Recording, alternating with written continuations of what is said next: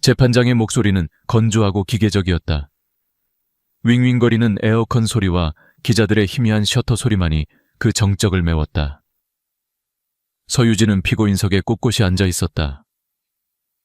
임신 5개월로 살짝 부른 배 위로 두 손을 모은 채 그녀의 시선은 오직 한 곳 증인석에 서 있는 남자에게 고정되어 있었다. 강태준. 그녀의 남편이자 대한민국 재계를 이끄는 TK그룹의 최연소 회장.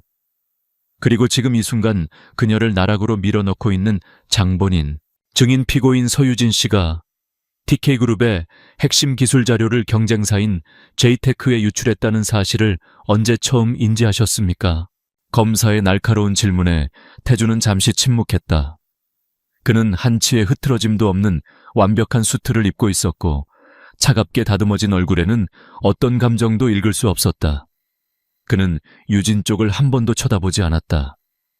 마치 그녀가 그 공간에 존재하지 않는다는 듯이. 지난 3월 15일이었습니다. 제이테크가 저희가 개발 중이던 차세대 반도체 기술과 매우 유사한 기술을 발표한 것을 보고 이상함을 느꼈습니다. 내부 감사를 지시했고 그 결과 제 아내인 서유진 씨의 개인 컴퓨터에서 외부로 기밀 자료가 전송된 기록을 발견했습니다. 거짓말, 모든 것이 거짓말이었다. 유진의 속에서 비명이 터져 나왔지만 입 밖으로는 작은 신음조차 새어 나오지 않았다. 그녀는 입술을 깨물었다. 피맛이 느껴졌다. 자료를 유출한 것은 강태준 자신이었다.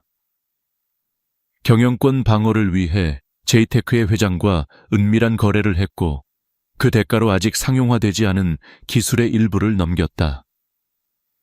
그리고 그 거래가 예상치 못하게 수면 위로 떠오를 위험에 처하자 그는 가장 가까이에 있는 가장 믿어주는 사람을 희생양으로 삼았다. 바로 그의 아내 서유진을. 피고인의 컴퓨터에서 자료가 전송되었다는 말씀이십니까? 증인께서는 혹시 피고인이 그런 행동을 한 동기에 대해 짐작가는 바가 있으신지요? 잘 모르겠습니다. 태준의 목소리는 한 톤 낮아졌다. 제 아내는 늘 분수에 넘치는 것을 원하는 사람이었습니다. 아마도 돈 때문이었을 겁니다. 제이테크에서 거액의 돈을 제안했을 가능성이 높습니다. 분수에 넘치는 것. 그 말이 유진의 심장을 난도질했다. 그녀가 원했던 것은 단 하나 그의 사랑뿐이었다. 평범한 고아 출신이었던 그녀를 TK그룹의 안주인으로 만들어준 것은 태준이었다. 그녀는 그에게 모든 것을 빚졌다고 생각했고 그래서 더 헌신적으로 그를 사랑했다. 그의 성공을 위해 자신의 모든 것을 바쳤고 그의 그림자로서 사는 삶에 만족했다. 그가 주는 사랑이 그녀 세상의 전부였다. 방청석 한쪽에 앉아있는 한소희의 모습이 눈에 들어왔다. 태준의 비서이자 그의 숨겨진 여자. 그녀는 걱정스러운 표정을 연기하고 있었지만 그 눈빛 깊은 곳에서는 승리자의 희열이 번뜩이고 있었다. 모든 것은 저 여자의 계획이었다. 태준의 약점을 파고들어 그를 흔들었고 유진을 제거할 완벽한 시나리오를 설계했다. 그리고 태준은 기꺼이 그 계획에 동조했다. 자신의 제국을 지키기 위해서. 변호사가 반대 신문을 시작했지만 이미 대세는 기운 뒤였다. 강태준이 흘린 눈물 아내에게 배신당한 비극의 주인공을 연기하는 그의 모습에 배심원단은 완전히 설득당한 듯했다. 그는 유진과의 결혼 생활이 결코 행복하지 않았으며 그녀의 사치와 허영심 때문에 힘들었다고 토로했다. 그가 그녀에게 사주었던 보석들과 옷들 저택은 모두 그녀를 올가매는 증거가 되어버렸다. 피고인은 마지막으로 하실 말씀 있습니까? 재판장이 물었다. 유진은 천천히 자리에서 일어났다. 수많은 카메라 플래시가 그녀에게 터졌다.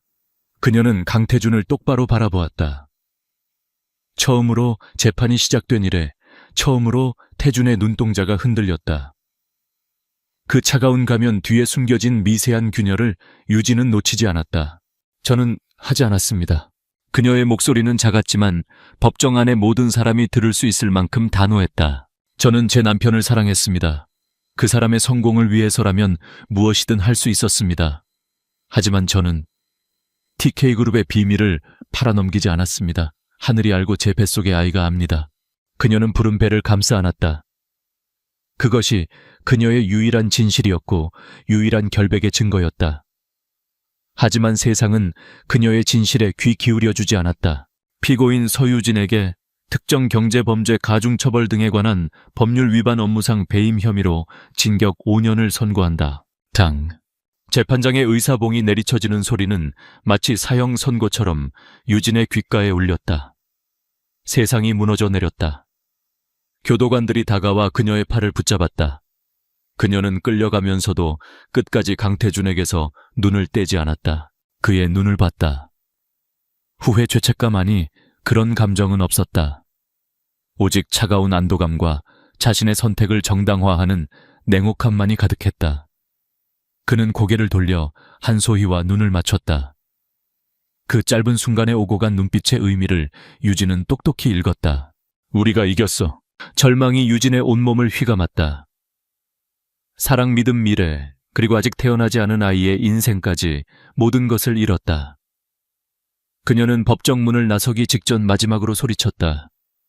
그를 향한 저주이자 스스로를 향한 맹세였다. 강태준, 당신은 오늘 나뿐만 아니라 당신의 아이까지 버린 거야. 반드시 후회하게 될 거야. 내가 그렇게 만들 테니까. 그녀의 절규는 차가운 복도 속으로 흩어졌다.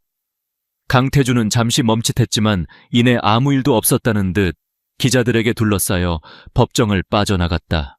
세상 사람들은 모두 그를 동정했다. 아름다운 아내에게 끔찍하게 배신당한 비운의 황태자. 그의 등 뒤로 철문이 닫히는 소리가 무겁게 울려 퍼졌다. 서유진의 세상은 그날 끝났다. 그리고 그날 새로운 서유진이 태어났다. 복수를 위해, 그리고 뱃속의 아이를 지키기 위해. 그녀는 차가운 감옥으로 향하는 호송차 안에서 조용히 눈물을 삼켰다. 눈물은 곧 마를 것이고 그 자리에는 강철 같은 의지만이 남을 터였다. 5년. 길다면 길고 짧다면 짧은 시간. 그 시간 동안 강태준은 더 높은 곳으로 올라갈 것이고 세상은 서유진이라는 이름을 잊을 것이다. 하지만 그녀는 잊지 않을 것이다. 오늘 이 순간의 치욕과 배신을. 그녀는 배를 쓰다듬으며 속삭였다. 아가야, 엄마가 미안해. 하지만 걱정 마. 엄마가 반드시 우리를 지켜줄게. 그리고 우리를 이렇게 만든 사람들에게 모든 빚을 갚아줄 거야. 몇 배로, 아주 혹독하게. 호송차는 어둠 속으로 사라졌다. 도시의 화려한 불빛은 그녀를 위한 것이 아니었다. 하지만 그녀는 알고 있었다. 언젠가 저 불빛의 한가운데로 가장 높은 곳으로 돌아가 모든 것을 되찾을 것임을, 아니 빼앗을 것임을, 그것이 그녀가 앞으로 5년을 버텨낼 유일한 이유였다. 차가운 쇠창살 회색 벽, 그리고 이름 대신 불리는 수임번호 2471. 서유진의 세상은 이 세 가지로 압축되었다. TK그룹의 화려한 펜트하우스는 이제 손바닥만한 감방이 되었고 최고급 실크 잠옷은 뻣뻣한 수의로 바뀌었다.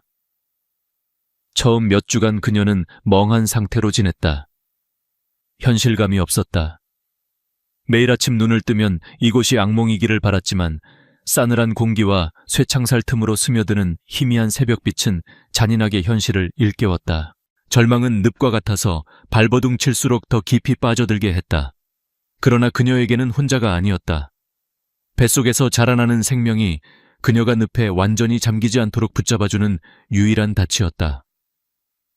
아이를 생각하며 억지로 밥을 삼켰고 다른 수감자들의 날 선 시비에도 꿋꿋이 배를 감싸며 버텼다. 그녀의 눈빛은 점점 독해졌고 슬픔은 분노로, 분노는 차가운 의지로 변해갔다. 출산의 고통은 예고 없이 찾아왔다. 임신 8개월, 아직 세상에 나오기엔 이른 시기였다. 그날 밤 유진은 복도를 울리는 비명을 지르며 교도소 의무실로 실려갔다. 열악한 환경, 무심한 표정의 교도관, 그리고 나이든 의사 한 명이 전부였다. 강태준이 그녀를 위해 준비해두었던 최고급 산부인과와는 하늘과 땅 차이였다. 힘주어 247일 이러다 애하고 너 둘 다 죽어. 의사의 고함 소리가 귓가를 맴돌았다. 유진은 이를 악물었다. 죽을 수 없었다. 이 아이들을 이렇게 잃을 수는 없었다. 그녀는 강태준의 얼굴을 떠올렸다. 한소희와 함께 웃고 있을 그의 얼굴. 그 생각에 증오가 솟구쳤고 그 증오가 기적적인 힘을 만들어냈다. 몇 시간의 사투 끝에 첫 아이의 울음소리가 의무실을 가득 채웠다. 아들이었다. 그리고 모두가 끝났다고 생각한 순간 또다시 진통이 찾아왔다. 쌍둥이였다. 아들에 이어 딸이 세상에 나왔다. 작고 연약한 두 생명이 그녀의 품에 안겼을 때 유진은 처음으로 소리내어 울었다. 절망의 눈물이 아니었다. 살아남았다는 안도감과 이 아이들을 지켜야 한다는 지독한 책임감에서 비롯된 눈물이었다.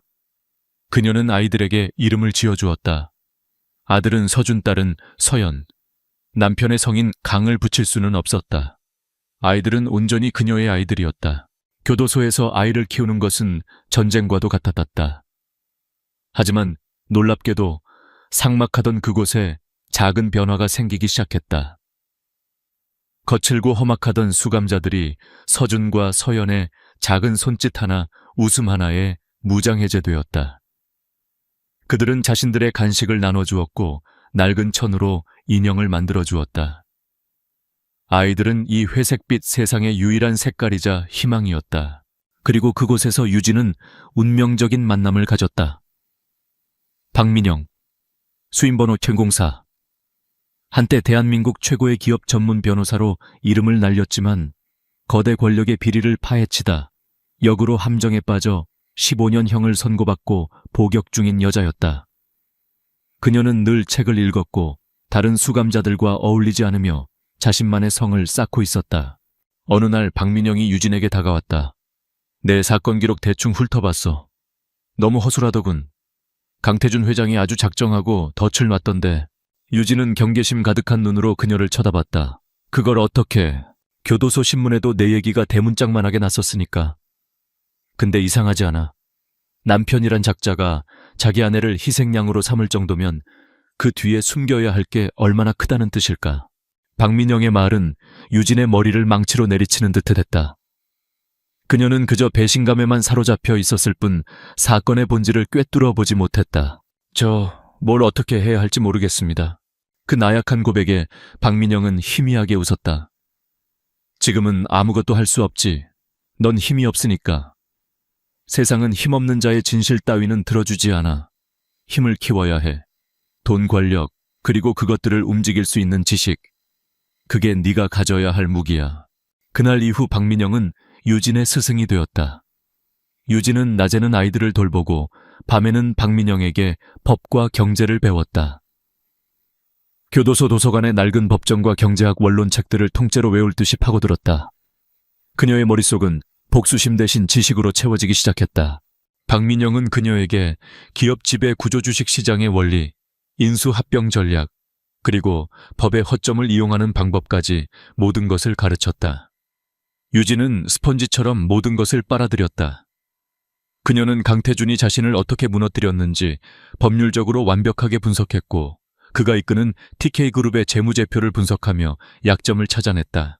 기억해 서유진, 가장 완벽해 보이는 성벽도 아주 작은 균열에서부터 무너지는 법이야.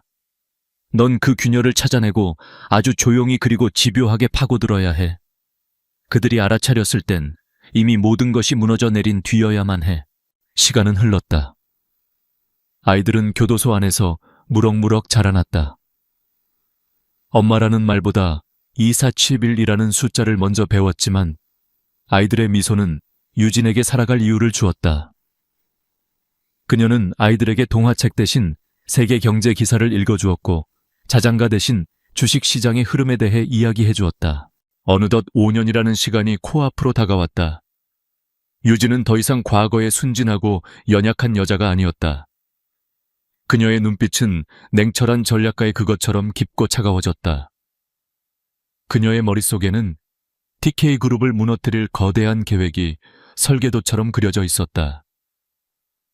박민영이 출소하는 자신의 옛 동료들과 비밀리에 연락해 유진을 도울 수 있는 기반을 마련해 주었다. 작은 자본금과 새로운 신분, 그리고 그녀를 도울 충성스러운 조력자들이 감옥 밖에서 그녀를 기다리고 있었다. 출소를 하루 앞둔 밤 유진은 잠든 서준과 서연의 머리를 쓰다듬었다. 아이들은 곧 교도소를 떠나 잠시 위탁시설에 맡겨질 터였다. 가슴이 찢어지는 것 같았지만 이것이 더 큰 미래를 위한 작은 희생임을 그녀는 알았다. 아가들아, 조금만 기다려줘. 엄마가 아주 멋진 성을 지어서 너희를 데리러 갈게. 아무도 우리를 무시하지 못하고 아무도 우리를 상처 입힐 수 없는 그런 세상으로 데려가 줄게. 그녀는 박민영에게 깊이 고개를 숙였다. 변호사님, 이 은혜는 평생 잊지 않겠습니다. 박민영은 그녀의 어깨를 두드려 주었다. 나가서 네가 배운 대로 해. 그리고 다시는 이런 곳으로 돌아오지 마. 네가 승리하는 것이 내게 보답하는 유일한 길이야.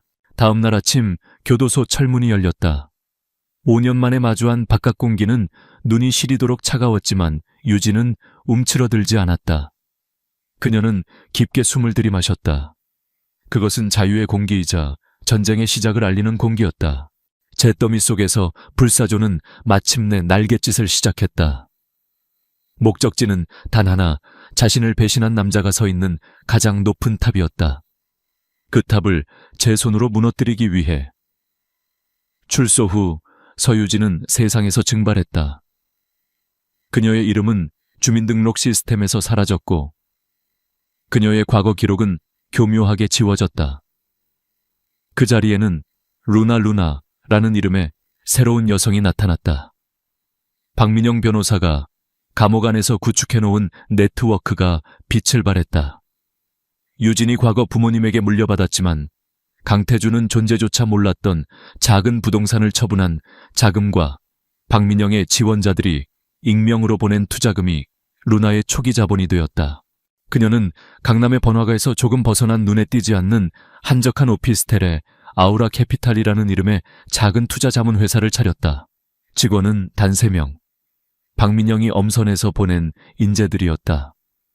한때 잘나가던 증권사 애널리스트였지만 내부 고발 후 업계에서 매장당한 김 팀장, 그리고 해킹 분야에서 천재적인 재능을 가졌지만 그 재능 때문에 전과자가 될 뻔했던 젊은주 대리. 그들은 모두 세상에 상처받고 버림받았다는 공통점이 있었고 루나의 카리스마와 명확한 비전에 강하게 이끌렸다. 우리의 목표는 돈을 버는 것이 아닙니다. 루나가 첫 회의에서 선언했다. 그녀는 5년 전의 서유진과는 완전히 다른 사람이었다. 길고 부드럽던 머리는 어깨까지 오는 단정한 단발로 바뀌었고 순진하던 눈빛은 모든 것을 꿰뚫어 보는 듯한 예리함으로 채워졌다. 값비싼 명품 대신 몸에 완벽하게 맞는 미니멀한 디자인의 정장을 입은 그녀에게서는 접근하기 어려운 아우라가 뿜어져 나왔다. 우리의 목표는 가치를 사냥하는 겁니다. 시장이 미처 알아보지 못한 진정한 가치 혹은 거대한 이름 뒤에 숨겨진 썩어빠진 가치를 찾아내는 것. 그리고 그것을 우리의 무기로 만드는 겁니다. 우리는 포식자가 될 겁니다. 조용하지만 가장 치명적인 포식자. 김 팀장과 주 대리는 말없이 그녀를 바라보았다. 그녀의 목소리에는 그들의 잠들어 있던 야망을 깨우는 힘이 있었다. 회사를 안정시킨 루나가 가장 먼저 한 일은 위탁시설에 맡겨두었던 아이들을 데려오는 것이었다. 5년 만에 마주한 서준과 서연은 훌쩍 자라 있었다.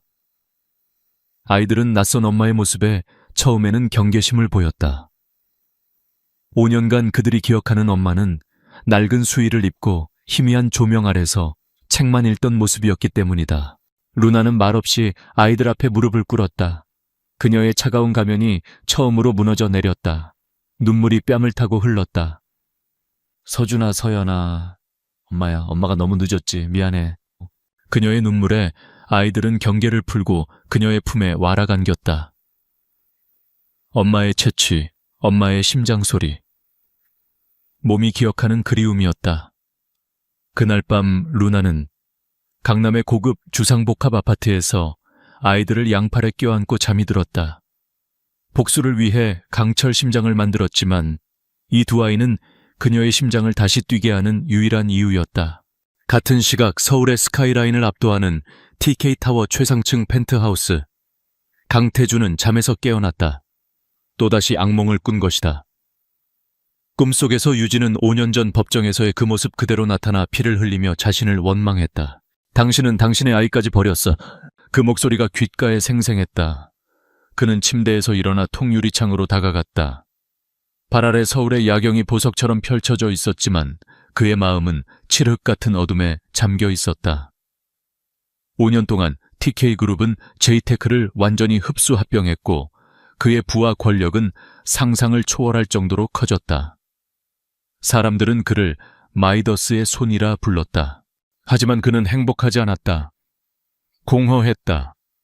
한소희는 이제 그의 공식적인 파트너가 되어 사교계의 여왕으로 군림했지만 그들의 관계는 쇼윈도 부부와 다를 바 없었다. 태주는 그 누구도 믿지 못했다. 특히 한소희를 가장 의심했다.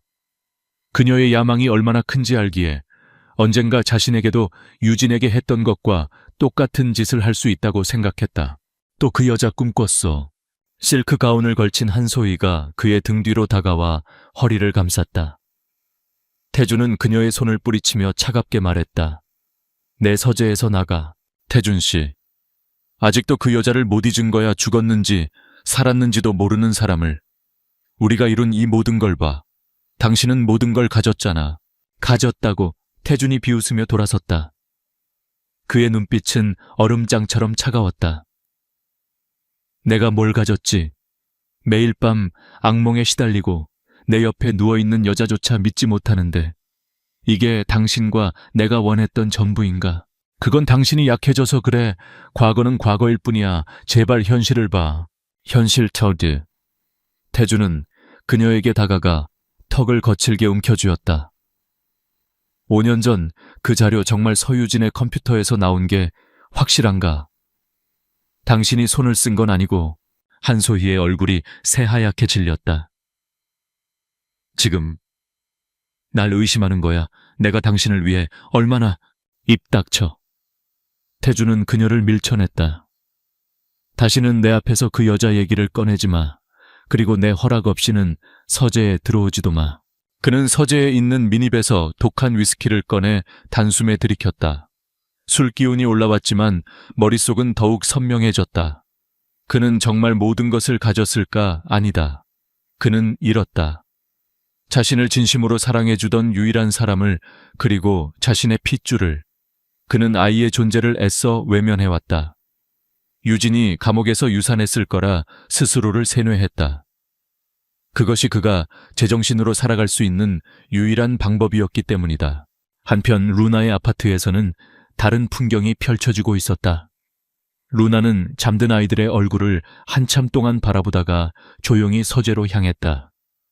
벽 한쪽에는 거대한 스크린이 설치되어 있었고 그 스크린에는 TK그룹의 지배 구조와 계열사 현황, 그리고 주요 임원들의 프로필이 복잡한 거미줄처럼 펼쳐져 있었다. 그 중심에는 강태준의 사진이 있었다. 5년 전보다 더 날카롭고 권위적으로 변한 얼굴. 루나는 사진을 보며 나지막이 읊조렸다. 강태준, 당신의 겨울은 이제 시작될 거야. 내가 겪었던 5년의 겨울보다 훨씬 더 춥고 길고 혹독한 겨울이. 그녀의 손가락이 스크린 위를 미끄러지며 TK그룹의 가장 약한 고리, 작은 부품을 생산하는 눈에 띄지 않는 계열사 하나를 가리켰다. 첫 번째 사냥감은 너로 정했다. 그녀의 눈이 사냥을 앞둔 안표범처럼 섬뜩하게 빛났다. 5년간의 기나긴 겨울은 끝났다. 이제 복수의 여왕이 지배하는 잔인한 계절이 시작되고 있었다. 아우라 캐피탈의 사무실은 언제나 조용했지만 그 안의 공기는 언제나 팽팽한 긴장감으로 가득했다. 거대한 스크린 앞 루나는 팔짱을 낀 채 TK그룹의 복잡한 계열사 지도를 응시하고 있었다. 그녀의 손가락이 멈춘 곳은 TK정밀이라는 작은 회사였다. TK전자의 최신 스마트폰 제니스 시리즈에 들어가는 핵심 부품을 독점 공급하는 곳. 겉보기에는 중요해 보이지 않는 작은 톱니바퀴였지만 루나는 그 톱니바퀴 하나가 빠졌을 때 전체 기계가 어떻게 삐걱거리는지 잘 알고 있었다. 김 팀장님, TK정밀의 현재 상황은 어떻습니까? 김 팀장이 태블릿 PC를 밀어 보이며 보고했다. 대표님 말씀대로 전형적인 안전한 계열사입니다. TK전자라는 안정적인 구매처를 믿고 기술 개발이나 원가 절감 노력은 거의 하지 않고 있습니다. 특히 핵심 원자재를 스위스의 마테오 호른 메탈이라는 소규모 회사에서 거의 독점적으로 공급받고 있는데 20년 넘게 이어진 거래라 거의 한 식구처럼 생각하고 있더군요. 계약서도 아주 허술합니다. 루나의 입가에 옅은 미소가 번졌다. 좋아요. 주 대리님 마테오 호른 메탈 쪽은요? 해커 출신의 주 대리가 키보드를 몇 번 두드리더니 화면에 재무제표 몇 개를 띄웠다. 겉보기엔 건실하지만 오너의 아들이 도박 빚으로 거액의 사채를 쓴 기록이 있습니다. 지금 당장 현금이 절실할 겁니다. 우리가 그 빚을 해결해주고 시장가보다 조금 더 높은 가격을 제시한다면 회사를 통째로 넘길 가능성이 90% 이상입니다. 완벽해요. 루나가 고개를 끄덕였다. 첫 번째 수는 이것으로 정하죠. 유령 회사를 통해 마테오 호른 메탈을 인수하세요. 최대한 조용하고 신속하게. 강태준이 눈치채서는 안 됩니다. 작전은 일사천리로 진행되었다. 아우라 캐피탈의 자금은 홍콩의 유령 회사를 거쳐 스위스의 법무법인으로 흘러들어갔고 마테오 호른 메탈의 오너는 아들의 빚을 해결해주고 평생 만져보지 못할 거액을 손에 쥐어주겠다는 제안에 일주일도 고민하지 않고 회사를 넘겼다. TK그룹의 거대한 레이더망에 전혀 포착되지 않은 완벽한 스텔스 인수였다. 변화는 아주 미미하게 시작되었다. 마테오 호른 메탈의 새로운 경영진은 TK 정밀 측의 내부 물류 시스템 점검을 이유로 원자재 납품을 며칠간 지연시켰다. 그리고 다음 분기 계약에서는 원자재 가격 상승을 이유로 납품가를 3% 인상했다. TK 정밀 입장에서는 짜증나는 일이었지만 수십 년간의 거래 관행에 젖어있던 그들은 심각하게 받아들이지 않았다.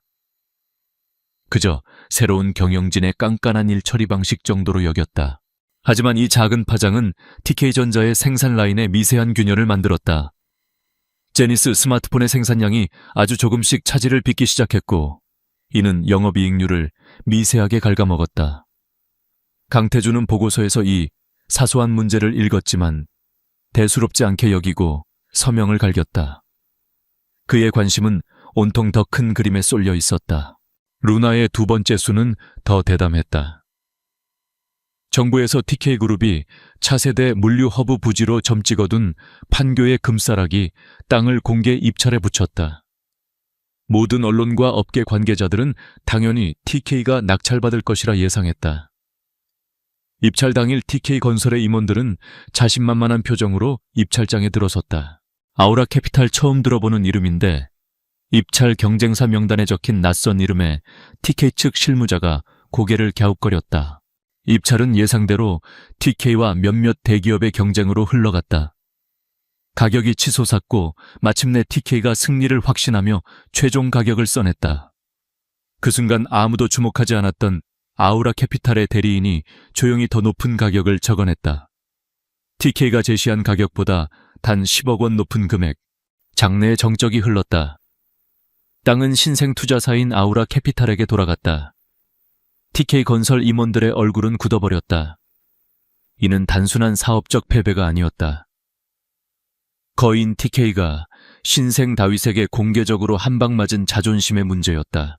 그날 저녁 강태준의 사무실에는 냉기가 흘렀다. 아우라 캐피탈 도대체 뭐하는 놈들이야.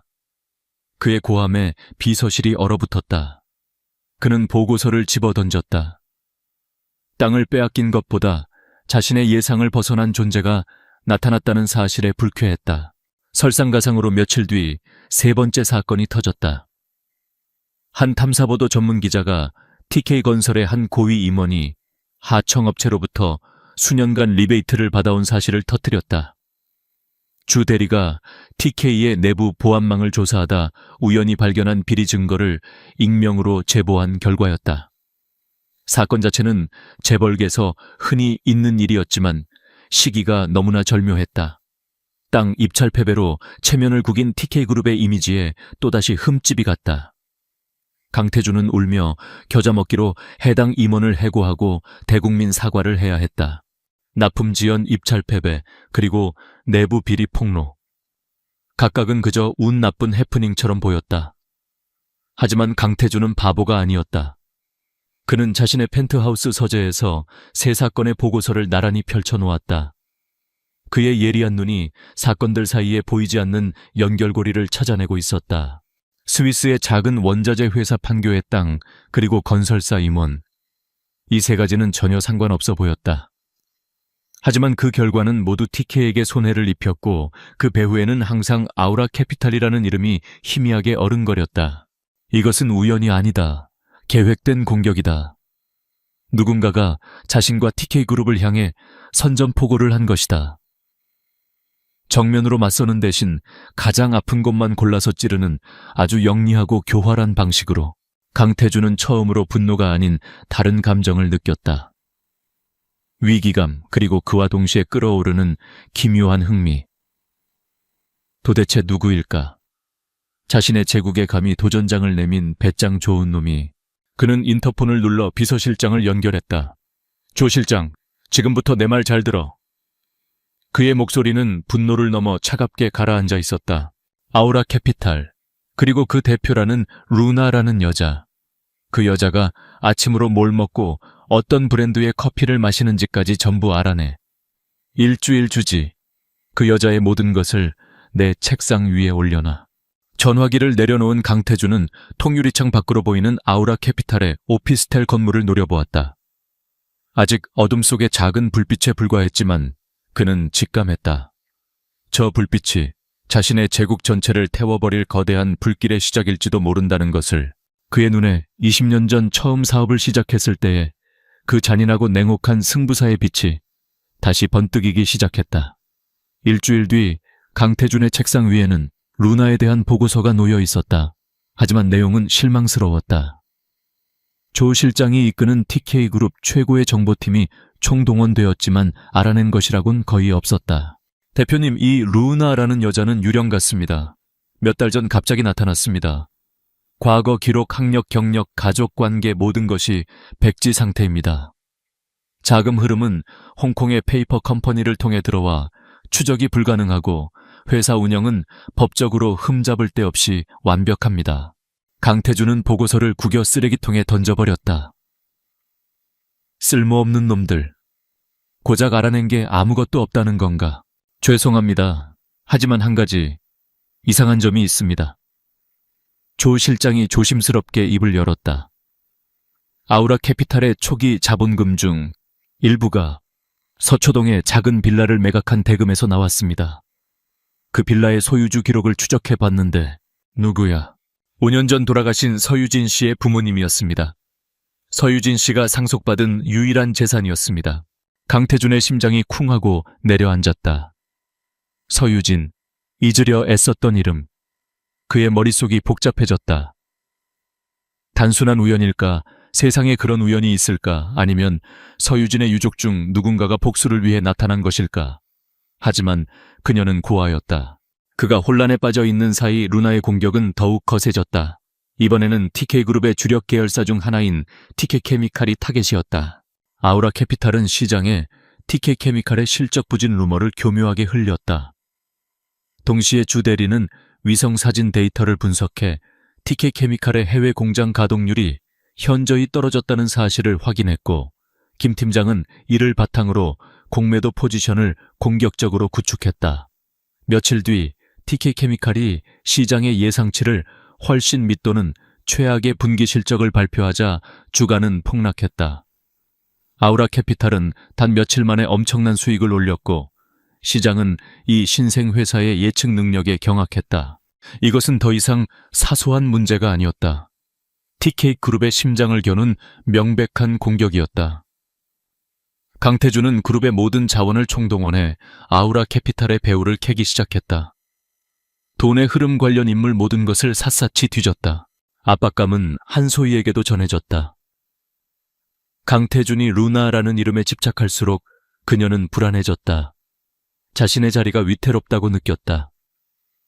그날 밤 술에 취해 들어온 강태준에게 그녀는 쌓아뒀던 불만을 터뜨렸다. 대체 언제까지 그 루나 타령만 할 거야? 당신답지 않게 왜 이렇게 흔들리는 건데? 내온 아무것도 몰라. 강태준이 넥타이를 거칠게 풀어던지며 말했다. 이건 단순한 비즈니스 싸움이 아니야. 보이지 않는 적이 내 모든 걸 알고 공격해오고 있다고. 그깟 여자 하나 때문에 5년 전 그 여자도 당신 손으로 깨끗하게 처리했잖아. 뭐가 문제야? 순간 강태준의 움직임이 멈췄다. 그는 천천히 고개를 돌려 한소희를 바라보았다. 그의 눈빛이 칼날처럼 날카로워졌다. 방금 뭐라고 했지? 깨끗하게 처리했다고. 한소희는 자신이 말실수했다는 것을 깨닫고 얼굴이 하얘졌다. 아니, 내 말은 그때 당신이 모든 걸 잘 해결했다는 뜻이지. 아니, 넌 분명 처리했다고 했어. 강태준이 그녀에게 한 걸음 다가섰다. 그때 증거를 찾은 게 너였지. 유진이 컴퓨터에서 자료를 빼낸 기록. 어떻게 그렇게 정확하게 찾아냈지? 마치 거기에 그게 있다는 걸 미리 알고 있었던 사람처럼. 무세운 소리야. 내가 밤을 새워가며 당신을 도왔는데 이제 와서 날 의심하는 거야. 한소희는 눈물을 흘리며 억울함을 호소했지만 강태준의 마음속에 한번 싹튼 의심의 씨앗은 걷잡을 수 없이 자라나기 시작했다. 서초동의 빌라, 그리고 한소희의 말실수. 조각난 퍼즐들이 그의 머릿속에서 섬광처럼 맞춰졌다. 그날 이후 강태준은 변했다. 그는 밤에 잠을 이루지 못했고 아무도 몰래 5년 전 서유진의 재판 기록을 다시 읽기 시작했다. 증거 목록, 증인 진술, 그리고 판결문까지. 완벽하다고 생각했던 모든 것들에 미세한 균열이 보이기 시작했다.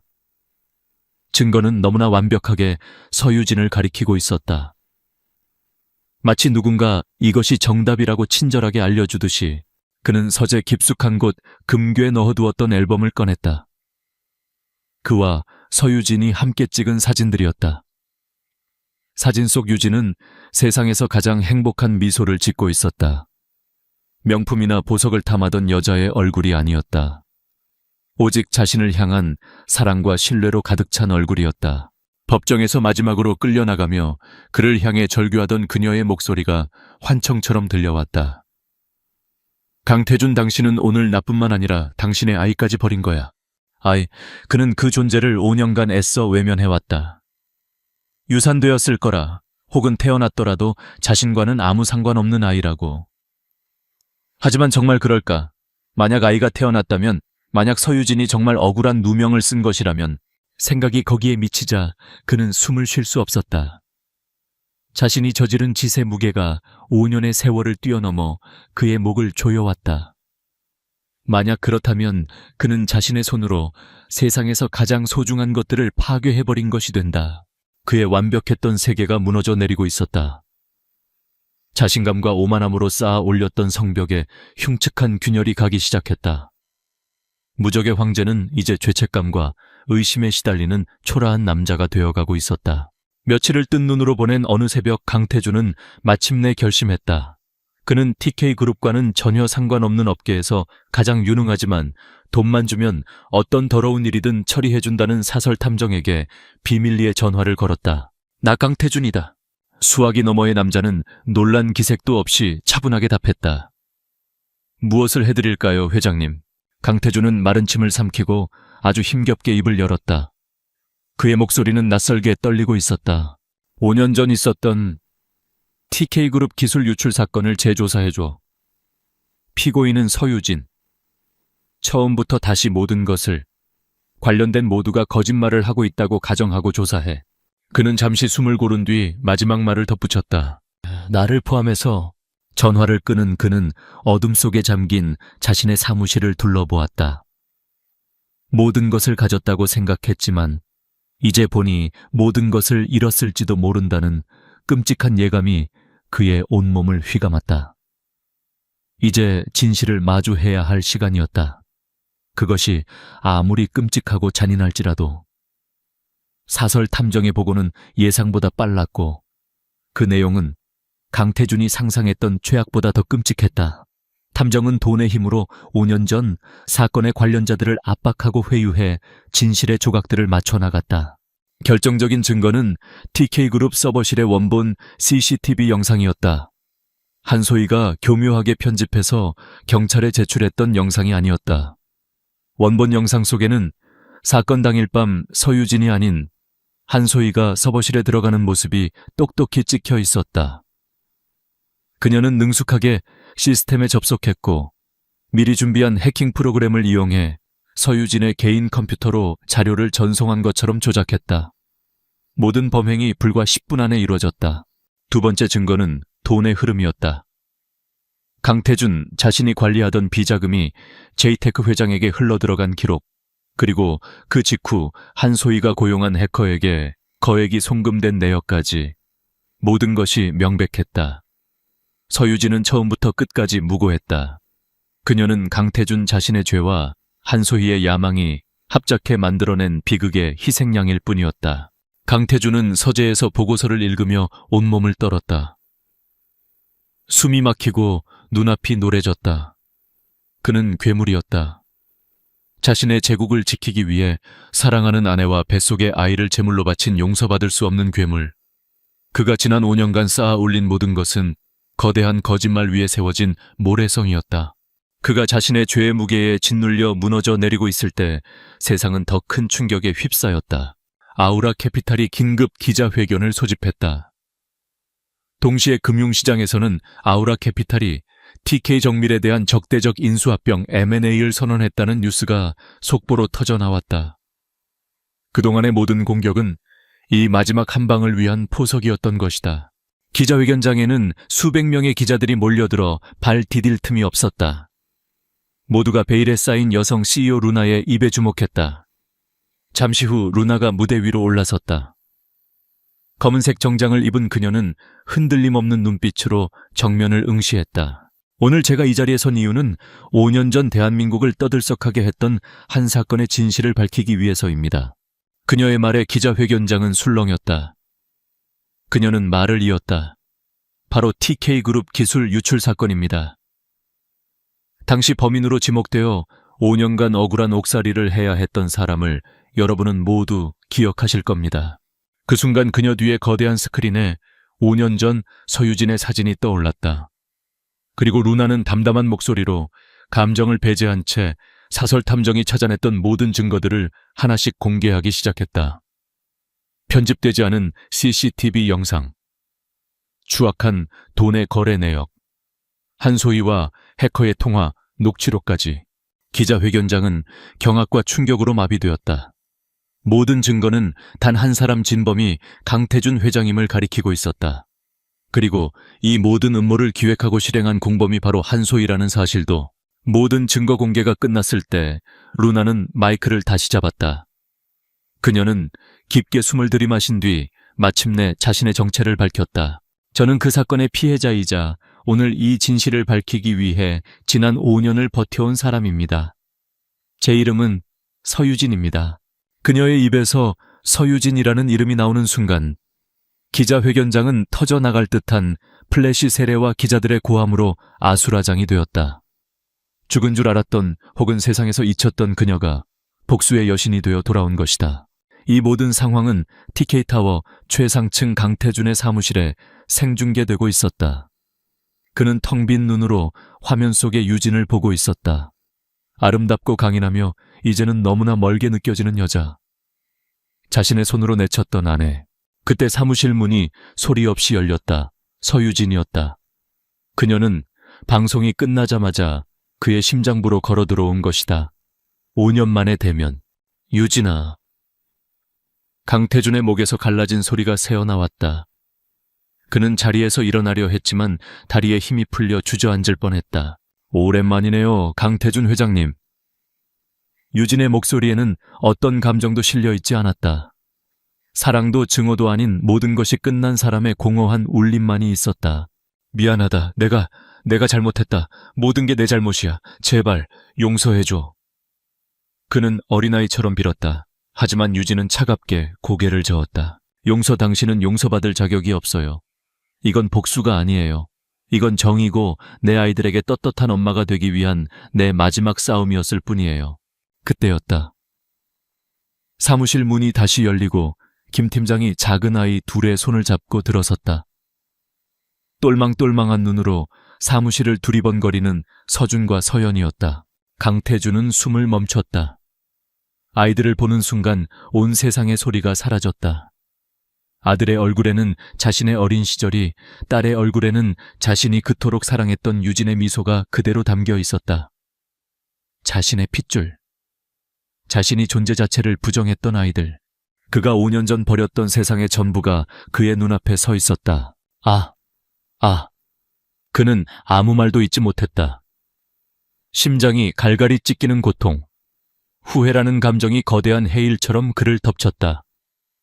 그가 이룬 모든 것, 돈, 명예, 권력은 이 아이들의 작은 손가락 하나보다도 가치 없는 것이었다. 결국 그는 무너져 내렸다. 대한민국 재계의 황제 강태준이 서유진의 발 앞에 무릎을 꿇었다. 그는 바닥에 엎드려 오열했다. 용서를 구하는 소리인지 절규인지 분간할 수 없는 울음소리가 사무실을 가득 메웠다. 한편 한소희는 자신의 아파트에서 생중계되는 기자회견을 보며 석고상처럼 굳어 있었다.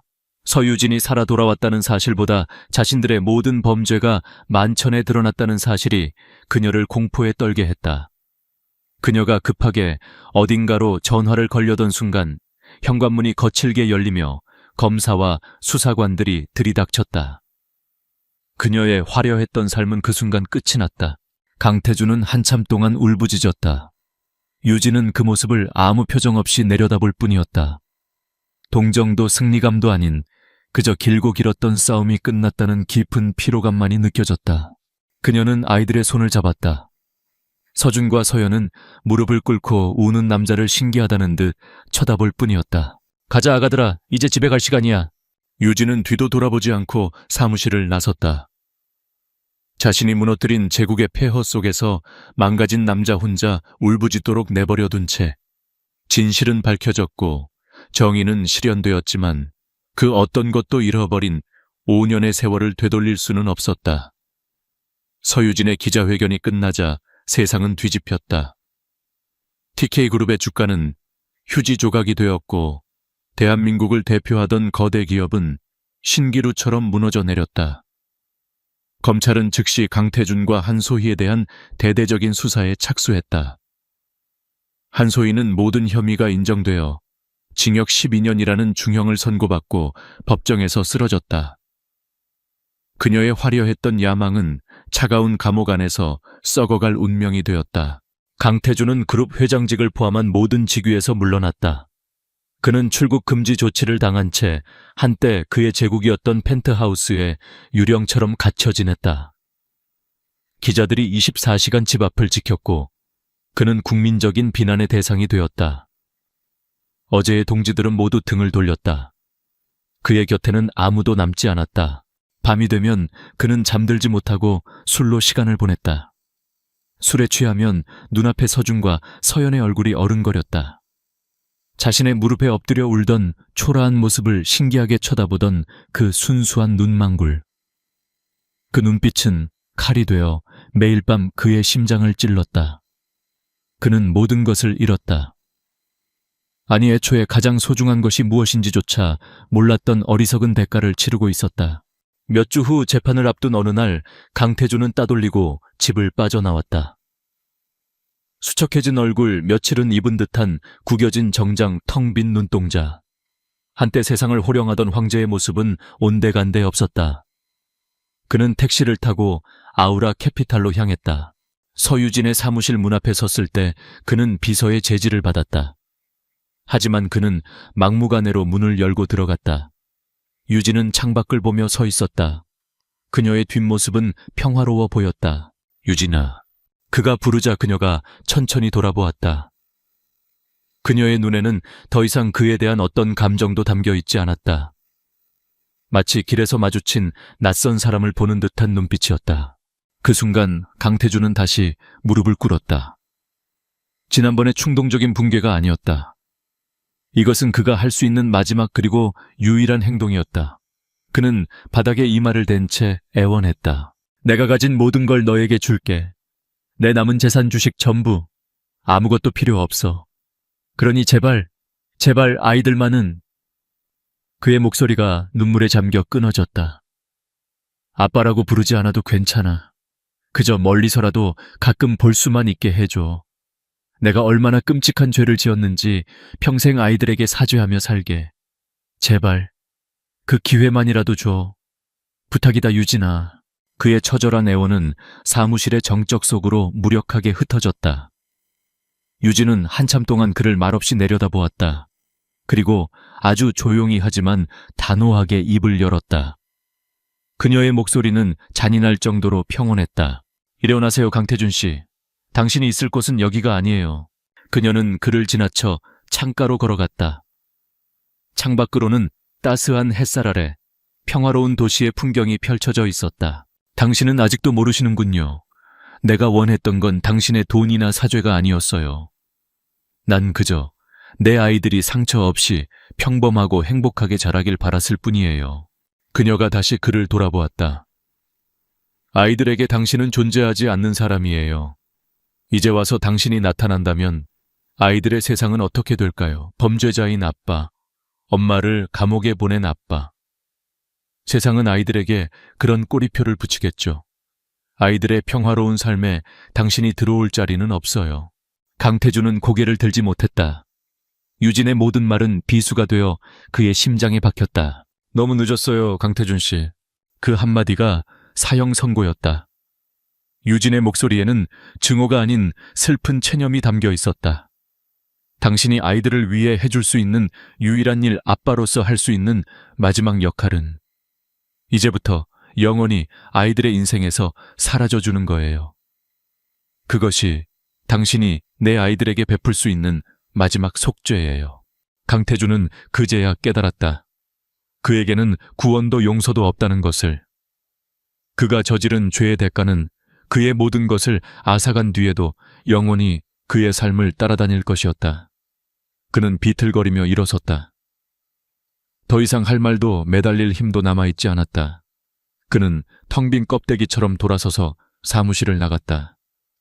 자신의 재판을 그리고 홀로 감당해야 할 끝없는 회한의 시간을 마주하기 위해. 그가 떠난 뒤 유진은 한참 동안 창밖에 서 있었다. 그녀의 눈에서 눈물 한 방울이 흘러내렸지만 이내 사라졌다. 길고 길었던 싸움이 그리고 지독했던 인연이 정말로 끝났음을 실감했다. 몇 달 후 서울 근교의 한적한 공원. 서유진은 벤치에 앉아 서준과 서연이 잔디밭에서 뛰어노는 모습을 지켜보고 있었다. 아이들의 웃음소리가 햇살처럼 쏟아졌다. 아우라 캐피탈은 이제 아우라 파트너스로 이름을 바꾸고 사회적 가치를 창출하는 존경받는 기업으로 성장했다. 유진은 여전히 대표 자리에 있었지만 이제 그녀의 삶의 중심은 일이 아닌 아이들이었다. 그녀는 복수를 통해 모든 것을 되찾았지만 진정한 승리는 복수가 끝난 후에 찾아왔다. 바로 이 평범하고 소중한 일상. 아이들의 웃음소리를 들으며 따스한 커피 한 잔을 마실 수 있는 이 순간의 평화. 잿더미 속에서 피어난 불사조는 이제 화려한 불꽃을 거두고 따뜻한 온기만을 남긴 채 조용히 세상을 품고 있었다. 그녀는 더 이상 누군가의 아내도 복수의 화신도 아니었다. 그녀는 서유진 그 자체로 온전한 사람이자 서준과 서연의 자랑스러운 엄마였다.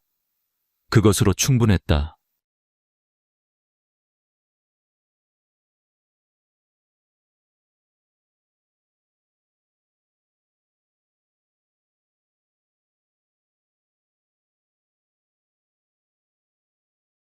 서울의 중심부 눈부신 유리와 강철로 이루어진 스카이라인 속에서 이노스페이스라는 건축 디자인 회사는 그저 중간 규모의 톱니바퀴에 불과했다. 하지만 한아름에게 이곳은 자신의 꿈과 열정을 쏟아부은 세상의 전부였다. 그녀의 책상은 언제나 깔끔하게 정돈되어 있었지만 지금은 클라이언트에게 제출해야 할 설계도와 자재 샘플, 그리고 끝없이 쌓이는 수정 요청서들로 작은 산을 이루고 있었다. 그녀는 재능이 있었고 동료들 사이에서도 실력을 인정받았다. 그러나 그 재능이 때로는 원치 않는 관심을 끌어들이는 독이 되기도 했다. 한대리 오늘도 늦게까지 고생이 많네. 기름기가 흐르는 목소리가 등 뒤에서 들려왔을 때 아름은 저도 모르게 어깨를 움츠렸다. 최민준 부장이었다.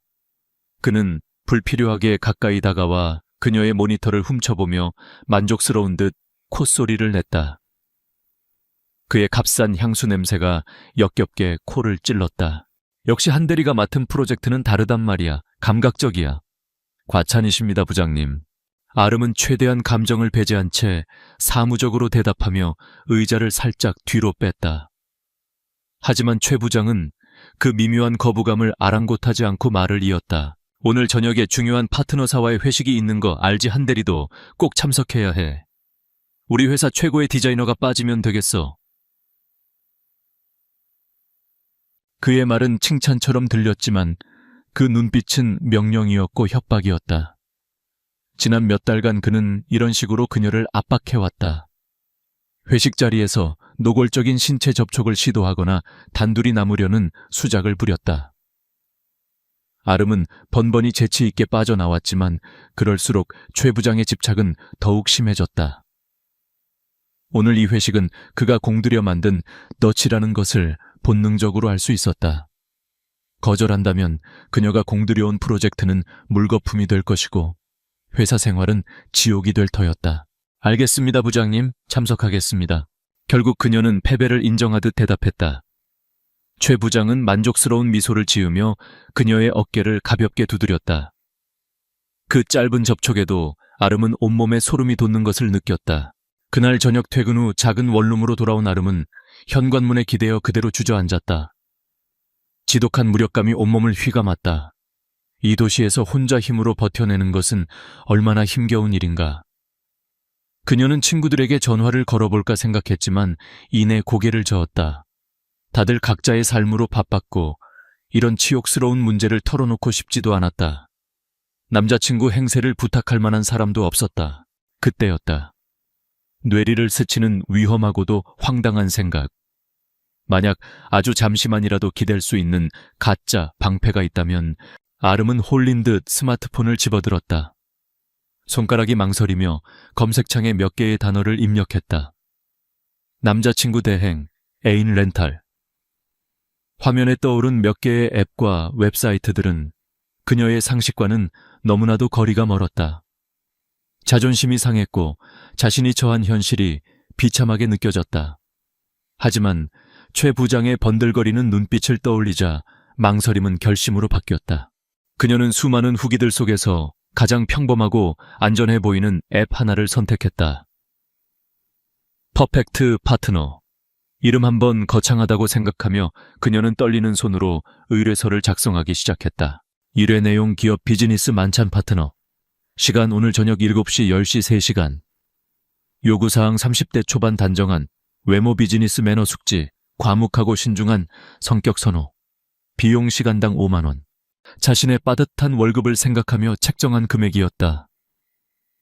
이 정도면 평범한 아르바이트생 정도가 오겠지. 그녀는 의뢰서를 올리고는 불안한 마음으로 화면을 응시했다. 과연 누가 이런 긴급하고도 이상한 요청에 응할까? 한편 서울의 또 다른 세상.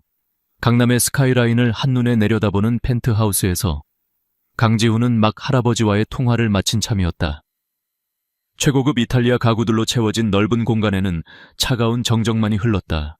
세라 아가씨와의 약혼은 더 이상 미룰 수 없다. 이번 주말에 양가 상견례를 준비하거라.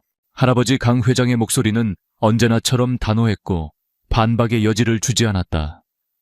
SJ그룹의 후계자라는 자리는 황금 세 장이었다. 그의 삶은 태어나는 순간부터 정해져 있었고 유세라와의 정략 결혼은 그 활용 점정이었다. 지우는 숨이 막혔다. 모든 것이 완벽하게 짜여진 각본 같아서 진짜 나는 어디에 있는지 알 수 없었다. 그는 무의미하게 스마트폰을 만지작거렸다. 그러다 문득 얼마 전 호기심에 깔아두었던 익명의 심부름 앱을 켰다. 가끔 그는 이 앱을 통해 신분을 숨기고 평범한 일들을 의뢰하곤 했다. 한밤중에 떡볶이를 사다 달라고 하거나 희귀한 LP판을 구해달라고 하는 식의 소소한 일탈이었다. 수많은 의뢰 목록을 스크롤하던 그의 손가락이 멈췄다. 일회 내용 기업 비즈니스 만찬 파트너. 내용은 간단했지만 그 안에 담긴 긴박함과 절박함이 느껴졌다. 특히 과묵하고 신중한 성격 선호라는 구절이 그의 흥미를 끌었다. 그리고 시간당 5만 원이라는 그에게는 푼돈에 불과한 금액. 오늘 저녁 유세라와의 숨막히는 약혼자 파티 대신 이 낯선 여자의 가짜 남자친구가 되어보는 것은 어떨까? 그의 입가에 희미한 미소가 걸렸다. 완벽하게 계획된 그의 인생에서 던지는 작은 돌멩이. 그는 망설임 없이 수락 버튼을 눌렀다. 약속 장소는 회사 근처의 한 조용한 카페였다. 아름은 약속 시간보다 20분 먼저 도착해 차가운 물만 연신 들이켰다. 그녀는 자신이 직접 타이핑해서 프린트해온 A4 용지 2장짜리 계약서를 손에 꼭 쥐고 있었다. 스스로 생각해도 우스꽝스러웠지만 최소한의 안전장치는 필요했다. 약속 시간 정각 카페 문이 열리며 한 남자가 들어섰다. 아름은 순간 숨을 멈췄다. 심플한 검은색 터틀넥의 청바지 차림이었지만 옷맵시나 분위기는 평범하지 않았다. 꾸미지 않았음에도 불구하고 드러나는 뚜렷한 이목구비와 큰 키, 그리고 무엇보다 상대를 압도하는 고요한 카리스마. 아르바이트생이라고 하기에는 너무나도 비현실적인 외모였다. 남자는 정확히 그녀가 앉은 테이블로 다가왔다. 한아름 씨 되십니까? 네, 맞습니다. 혹시 알렉스님. 그녀가 앱에서 확인한 그의 닉네임이었다. 남자는 짧게 고개를 끄덕이며 그녀의 맞은편에 앉았다. 가까이서 보니 그의 깊은 눈매는 더욱 인상적이었다. 상황 설명은 들었습니다. 그의 목소리는 낮고 차분했다. 아름은 마른 침을 삼키며 준비해온 계약서를 내밀었다. 일단 이걸 한번 읽어보시겠어요? 그냥 형식적인 거지만 서로 불편한 일이 없도록. 남자는 알렉스는 의외라는 표정 없이 계약서를 집어들었다. 그는 아름이 밤새 고민하며 적어내려간 조항들을 꼼꼼히 읽어내려갔다. 을은 갑의 직장 동료들에게 연인 관계임을 자연스럽게 연기한다. 불필요한 신체 접촉은 금한다. 대화 내용은 절대 비밀에 붙인다. 등등. 그는 마지막 장까지 다 읽고는 고개를 들어 아름을 바라보았다. 그의 시선이 너무나도 진지해서 아름은 자신도 모르게 시선을 피했다. 이해가 잘 안 되는 부분은 없군요. 이대로 진행하죠. 네, 아내.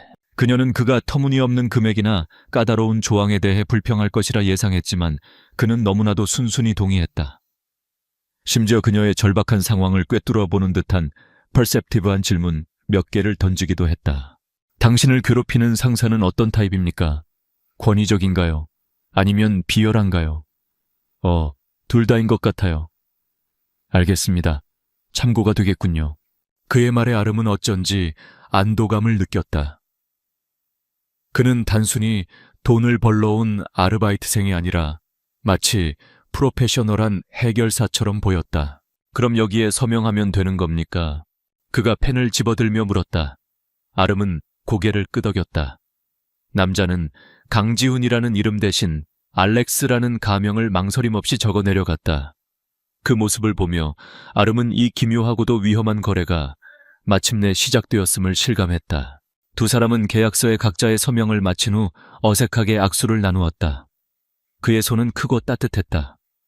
그 순간 짧게 스친 시선 속에서 아름은 이 남자가 자신의 인생을 송두리째 흔들어 놓을 폭풍의 시작이 될지도 모른다는 막연한 예감을 느꼈다. 회식이 열리는 장소는 강남의 한 고급 호텔 연회장이었다. 화려한 샹들리에 아래 값비싼 와인과 음식들이 즐비했지만 그 속을 채운 공기는 위선과 가식으로 가득했다. 아름은 어깨를 드러낸 심플한 네이비색 드레스 차림이었다. 평소라면 절대 입지 않았을 옷이었지만 오늘 밤만큼은 위축되고 싶지 않았다. 그녀 옆에 선 알렉스, 즉 강지우는 흠잡을 데 없는 다크 그레이 수트 차림이었다. 빌린 옷이 아닐까 하는 의심이 들었지만 그의 몸에 맞춘 듯 완벽하게 들어맞는 실루엣과 고급 원단은 그런 의심을 무색하게 만들었다. 긴장됩니까? 나직한 그의 목소리에 아름은 저도 모르게 마른 침을 삼켰다. 조금요. 저기 들어가서 너무 튀지 않게 그냥 적당히 제 옆에만 있어주시면 돼요. 계약 내용은 숙지했습니다. 하지만 한아름 씨의 목적이 보호라면 적당히 해서는 안 될 겁니다. 그의 말에는 이상한 설득력이 있었다. 연회장 문이 열리고 두 사람이 함께 들어서는 순간 소란스럽던 내부가 순간적으로 조용해졌다. 모든 시선이 그들에게로 쏠렸다. 특히 평소 아름을 무시하거나 동정하던 여직원들의 눈에는 노골적인 질투와 호기심이 어렸다. 아니나 다를까 최민준 부장이 술잔을 든 채 비틀거리며 다가왔다. 그의 얼굴에는 예상했던 놀라움과 불쾌감이 역력했다. 호호 한대리, 언제 이렇게 훤칠한 남자친구가 생겼어? 한 번도 얘기를 안 하길래 없는 줄 알았지. 최 부장은 지훈을 위아래로 훑어보며 비아냥거렸다. 그 저열한 의도를 간파한 지훈은 아름의 허리를 보호하듯 가볍게 감싸 안으며 한 발 앞으로 나섰다. 그 미묘한 행동 하나만으로도 두 사람의 관계는 의심의 여지 없이 가까워 보였다. 처음 뵙겠습니다. 한아름 씨 남자친구 알렉스라고 합니다. 지훈은 조금도 위축되지 않고 최 부장에게 손을 내밀었다. 최 부장은 마지못해 그 손을 잡았다. 지훈은 부드럽게 미소 짓고 있었지만 그의 악력은 상대를 은근히 압도했다. 아름이에게서 회사 생활에 대해 많은 이야기를 들었습니다.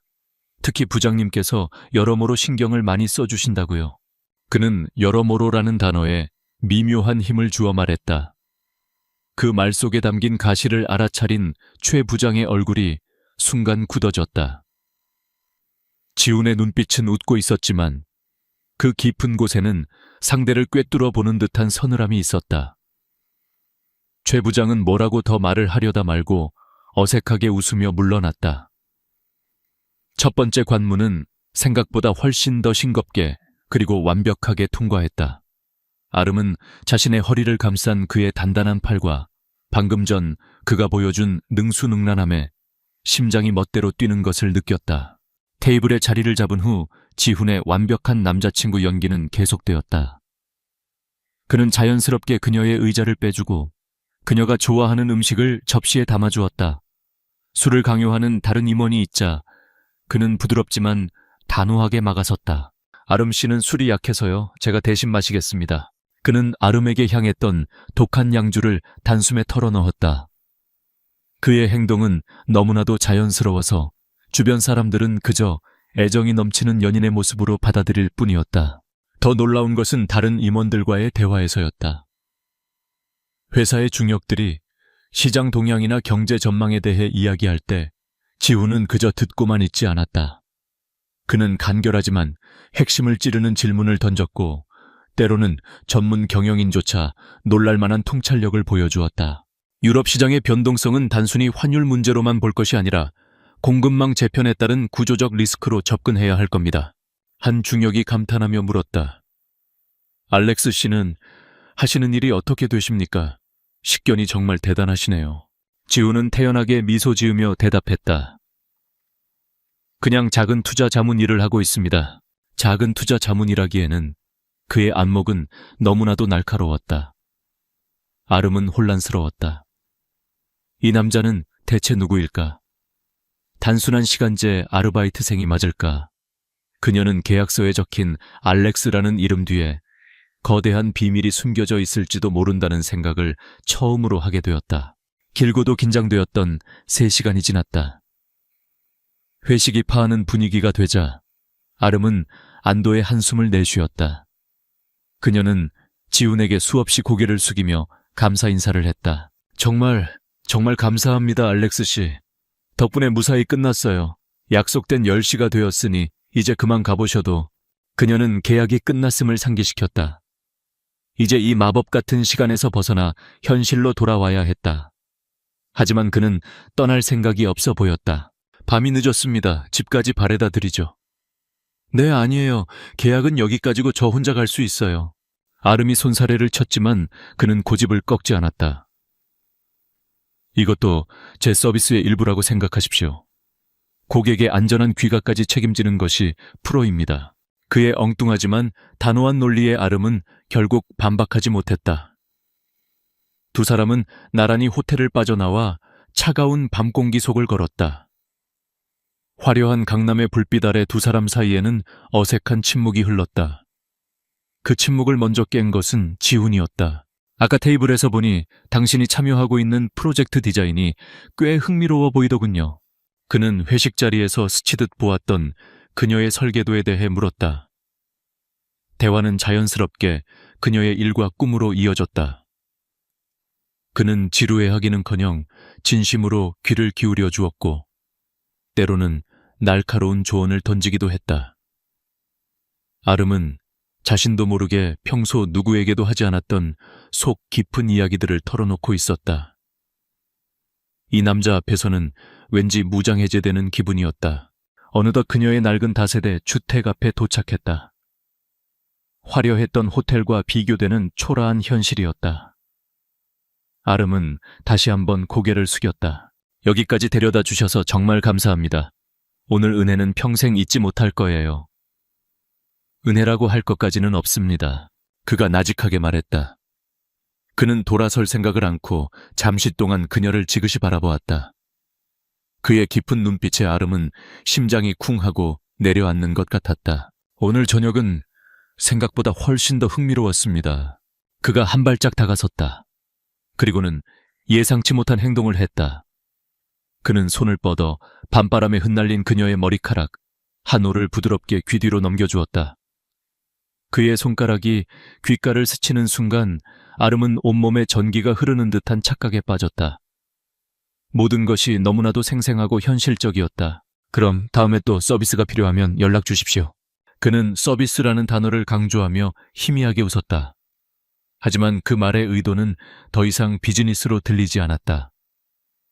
그는 연락처를 묻는 대신 당연하다는 듯 자신의 번호를 그녀의 휴대폰에 찍어주었다. 제 번호입니다. 알렉스라고 저장해 두시죠. 지우는 짧은 인사를 남기고 어둠 속으로 사라졌다. 아름은 그가 사라진 자리를 한참 동안 멍하니 바라보았다. 계약은 끝났지만 이제부터가 진짜 시작이라는 예감이 들었다. 그녀의 손에는 그의 번호가, 그리고 가슴에는 정체 모를 설렘과 혼란이 남았다. 가짜 연인 행세는 끝났지만 그의 존재는 이제 막 그녀의 세상에 파문을 일으키기 시작했다. 다음 날 아침 이노스페이스의 사무실 공기는 미묘하게 달라져 있었다. 어제의 회식은 직원들 사이에서 밤새 뜨거운 화제거리였다. 한아름이 출근하자 모든 시선이 자석처럼 그녀에게 달라붙었다. 그 시선 속에는 더 이상 동정이나 무시가 아닌 경외와 질투가 뒤섞여 있었다. 특히 최민준 부장은 복도에서 그녀와 마주치자마자 황급히 시선을 피했다. 지난 몇 달간 그녀를 짓누르던 그의 그림자가 하룻밤 사이에 옅어진 것이다. 아름은 몇 달 만에 처음으로 숨통이 트이는 자유를 느꼈다. 하지만 평온해진 직장 생활과 달리 그녀의 마음속은 새로운 폭풍이 몰아치고 있었다. 그녀는 애써 프로젝트에 집중하려 했지만 자꾸만 어젯밤의 그 남자가 떠올랐다. 그의 낮은 목소리, 그녀의 허리를 감싸던 단단한 팔, 그리고 머리카락을 넘겨주던 다정한 손길까지. 휴대폰에 저장된 알렉스라는 이름은 마치 위험한 유혹처럼 느껴졌다. 그때 휴대폰이 짧게 진동했다. 그에게서 온 문자였다. 어젯밤 잘 들어갔습니까? 오늘 점심 거르지 마세요. 업무적인 용건이 아닌 지극히 사적인 안부 문자. 이것은 명백한 계약 위반이었다. 아름의 심장이 철렁 내려앉았다. 이 관계를 여기서 끊어내야 한다. 그녀는 한참을 망설이다 최대한 정중하고 사무적인 어조로 답장을 보냈다. 내 덕분에요. 알렉스 씨도 좋은 하루 보내세요. 이만 선을 긋겠다는 명백한 의사표시였다. 하지만 강지우는 물러설 생각이 없었다. 그는 그녀가 보낸 보이지 않는 벽을 가볍게 무시했다. 그는 이를 핑계로 다시 그녀에게 접근했다. 마침 아름은 리비아 호텔 인테리어 프로젝트에 까다로운 클라이언트 때문에 골머리를 앓고 있었다. 그때 다시 문자가 도착했다. 어젯밤에 리비아 프로젝트 때문에 고민이 많아 보이더군요. 제가 예전에 비슷한 상업공간 컨설팅을 한 경험이 있는데 도움이 될지도 모르겠습니다. 저녁에 잠시 만나서 이야기하는 건 어떻습니까? 일종의 애프터 서비스라고 생각하시죠. 애프터 서비스라는 말이 터무니없었지만 그의 제안은 너무나도 매력적이었다. 프로젝트의 돌파구가 절실했던 아름은 결국 유혹을 이기지 못했다. 이건 어디까지나 이를 위한 거야. 그녀는 스스로에게 되뇌며 약속을 잡았다. 두 사람이 만난 곳은 시끄러운 술집이 아닌 조용하고 세련된 분위기의 작은 이탈리안 레스토랑이었다. 알렉스는 오늘도 값비싼 수트 대신 편안한 캐주얼 차림이었지만 그에게서 뿜어져 나오는 기품은 감출 수 없었다. 클라이언트가 요구하는 디자인 컨셉과 예산 사이의 괴리가 너무 커요. 비현실적인 요구를 하면서 비용은 최소화해달라고 하니 아름이 답답한 마음을 토로하자 그는 조용히 들어주며 그녀의 설계도를 유심히 살펴보았다. 그는 직접적인 해결책을 제시하는 대신 예리한 질문들을 던졌다. 클라이언트가 정말로 원하는 것이 독창적인 디자인일까요? 아니면 마케팅에 활용할 수 있는 화제성일까요? 이 동선은 미관상으로는 훌륭하지만 실제 호텔 직원들의 서비스 효율성을 30% 이상 떨어뜨릴 수 있다는 점은 고려해봤습니까? 그의 지적은 정확하게 핵심을 꿰뚫고 있었다. 그는 단순한 디자인의 문제를 넘어 비즈니스적 관점에서 프로젝트의 허점을 짚어냈다. 아름은 마치 머리를 한 대 맞은 듯한 충격을 받았다. 이 남자의 시야는 대체 어디까지 닿아 있는 것일까? 식사를 하는 동안 대화는 자연스럽게 일에서 사적인 영역으로 넘어갔다. 그는 자신의 과거에 대해 조심스럽게 이야기를 꺼냈다. 유학 생활이 길었고 지금의 작은 컨설팅 회사를 세우기까지 고생이 많았다는 식의 교묘하게 사실과 허구가 뒤섞인 이야기였다. 그의 이야기 속에서 아름은 성공을 위해 외롭게 달려온 한 남자의 모습을 보았고 왠지 모를 동질감을 느꼈다. 그녀 역시 그에게 마음을 열고 디자인에 대한 자신의 열정과 현실의 벽에 부딪히는 좌절감들을 털어놓았다. 저녁 식사는 비즈니스 컨설팅이 아닌 마치 진짜 데이트처럼 느껴졌다. 두 사람 사이의 감정적 거리는 걷잡을 수 없이 가까워지고 있었다. 한편 굴욕감에 잠 못 이루던 최민준 부장은 이 상황을 그대로 좌시할 수 없었다. 한아름 같은 평범한 여자가 저렇게 완벽한 남자를 만났을 리가 없다. 그의 뒤틀린 자존심은 알렉스의 정체를 파헤쳐야 직성이 풀릴 것 같았다. 그는 뒷돈을 써서 흥신소에 사람을 붙였다. 알렉스라는 이름과 그날 밤 잠깐 보았던 그의 차량 번호를 단서로 주었다. 하지만 며칠 뒤 흥신소에서 돌아온 답변은 허무했다. 부장님, 알렉스는 가명인 것 같습니다. 휴대폰 번호는 대포폰이고 차량은 서류상으로만 존재하는 유령 회사 소유입니다.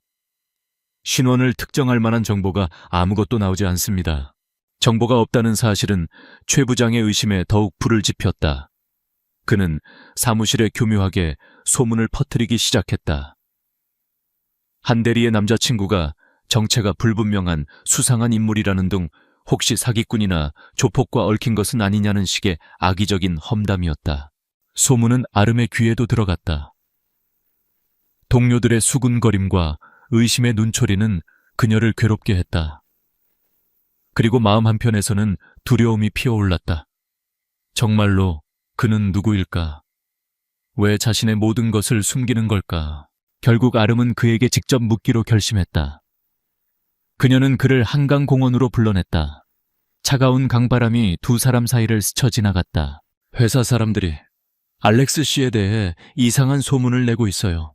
그녀의 목소리가 가늘게 떨렸다. 당신에 대해 알아보려고 했는데 아무것도 나오지 않았대요. 대체 누구세요? 진짜 이름은 뭐고 무슨 일을 하시는 분이죠?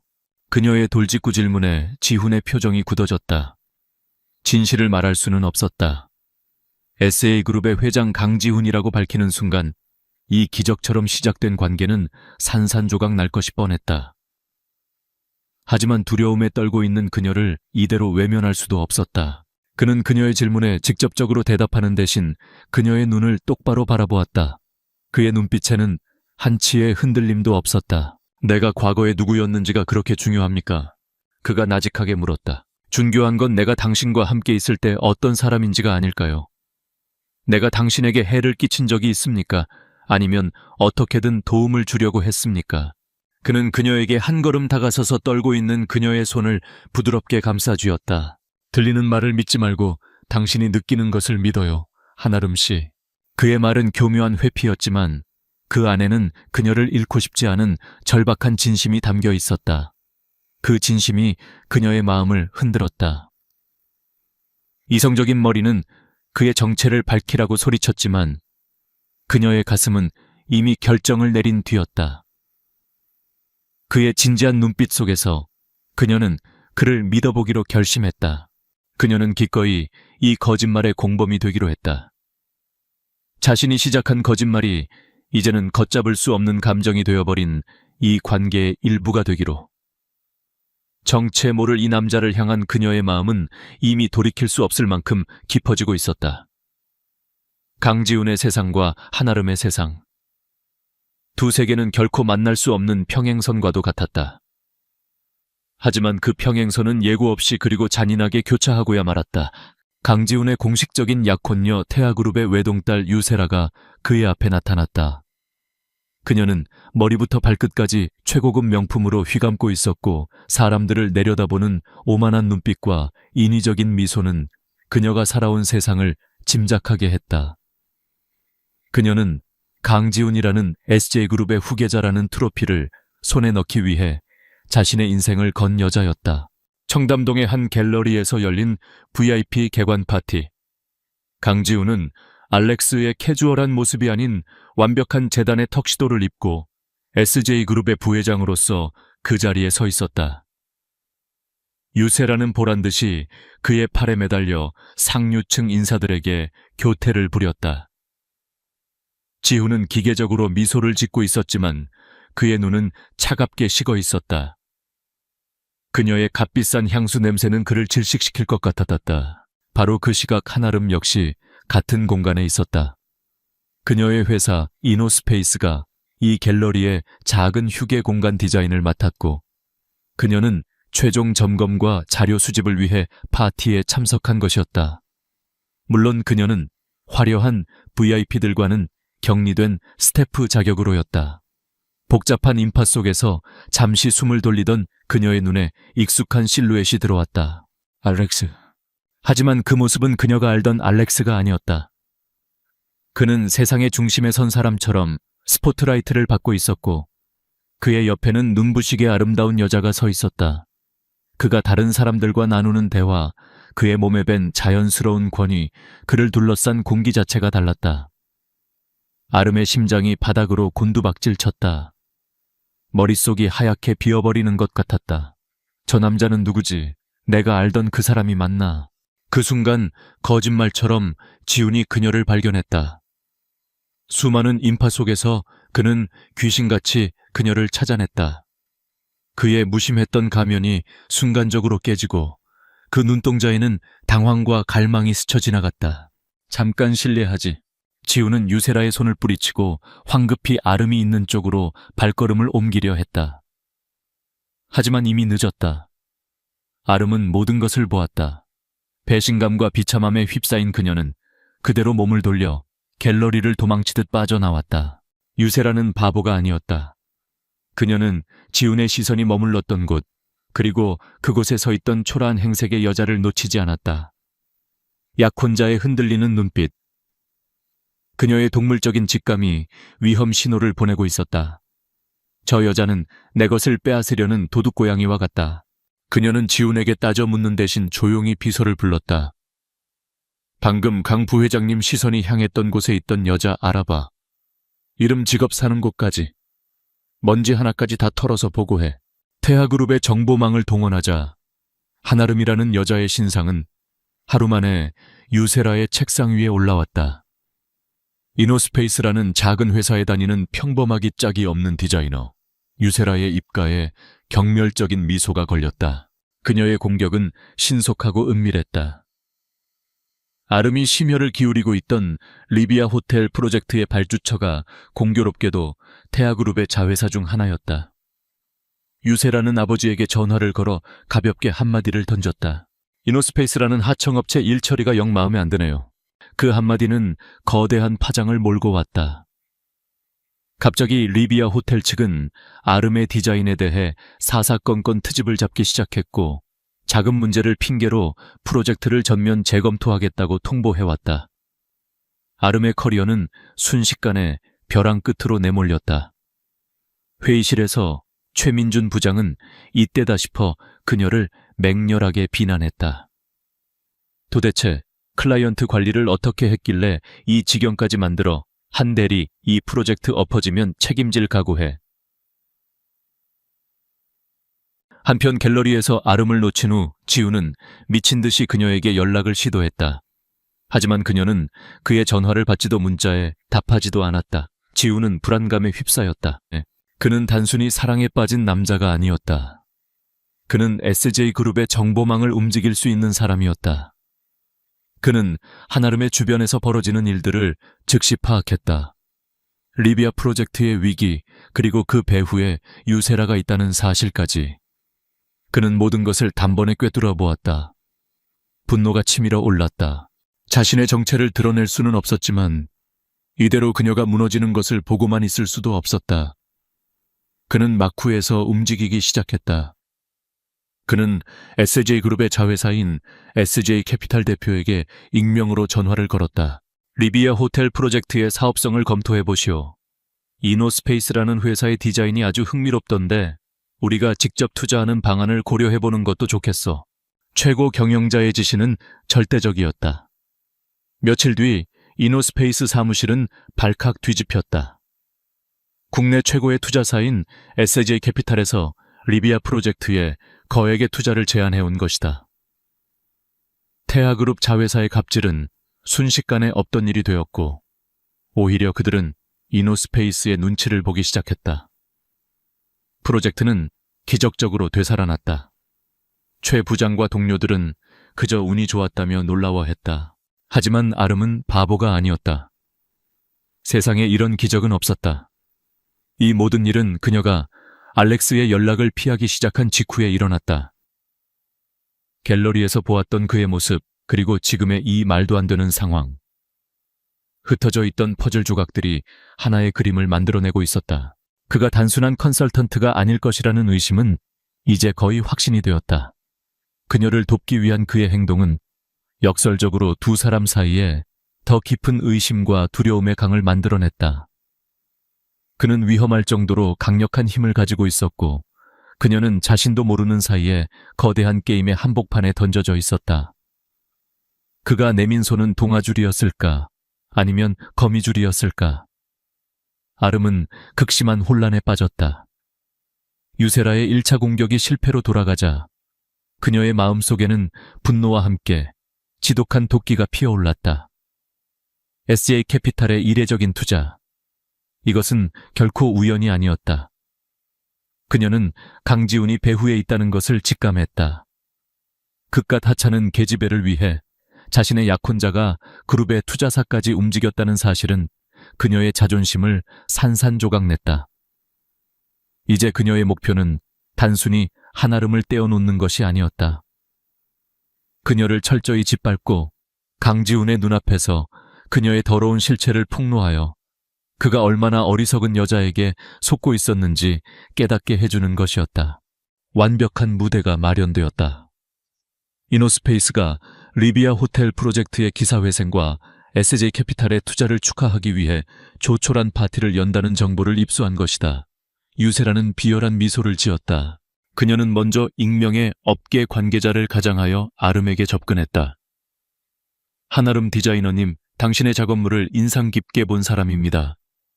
잠시 만나서 새로운 프로젝트에 대해 논의하고 싶은데 오늘 저녁 잠시 시간 괜찮으실까요?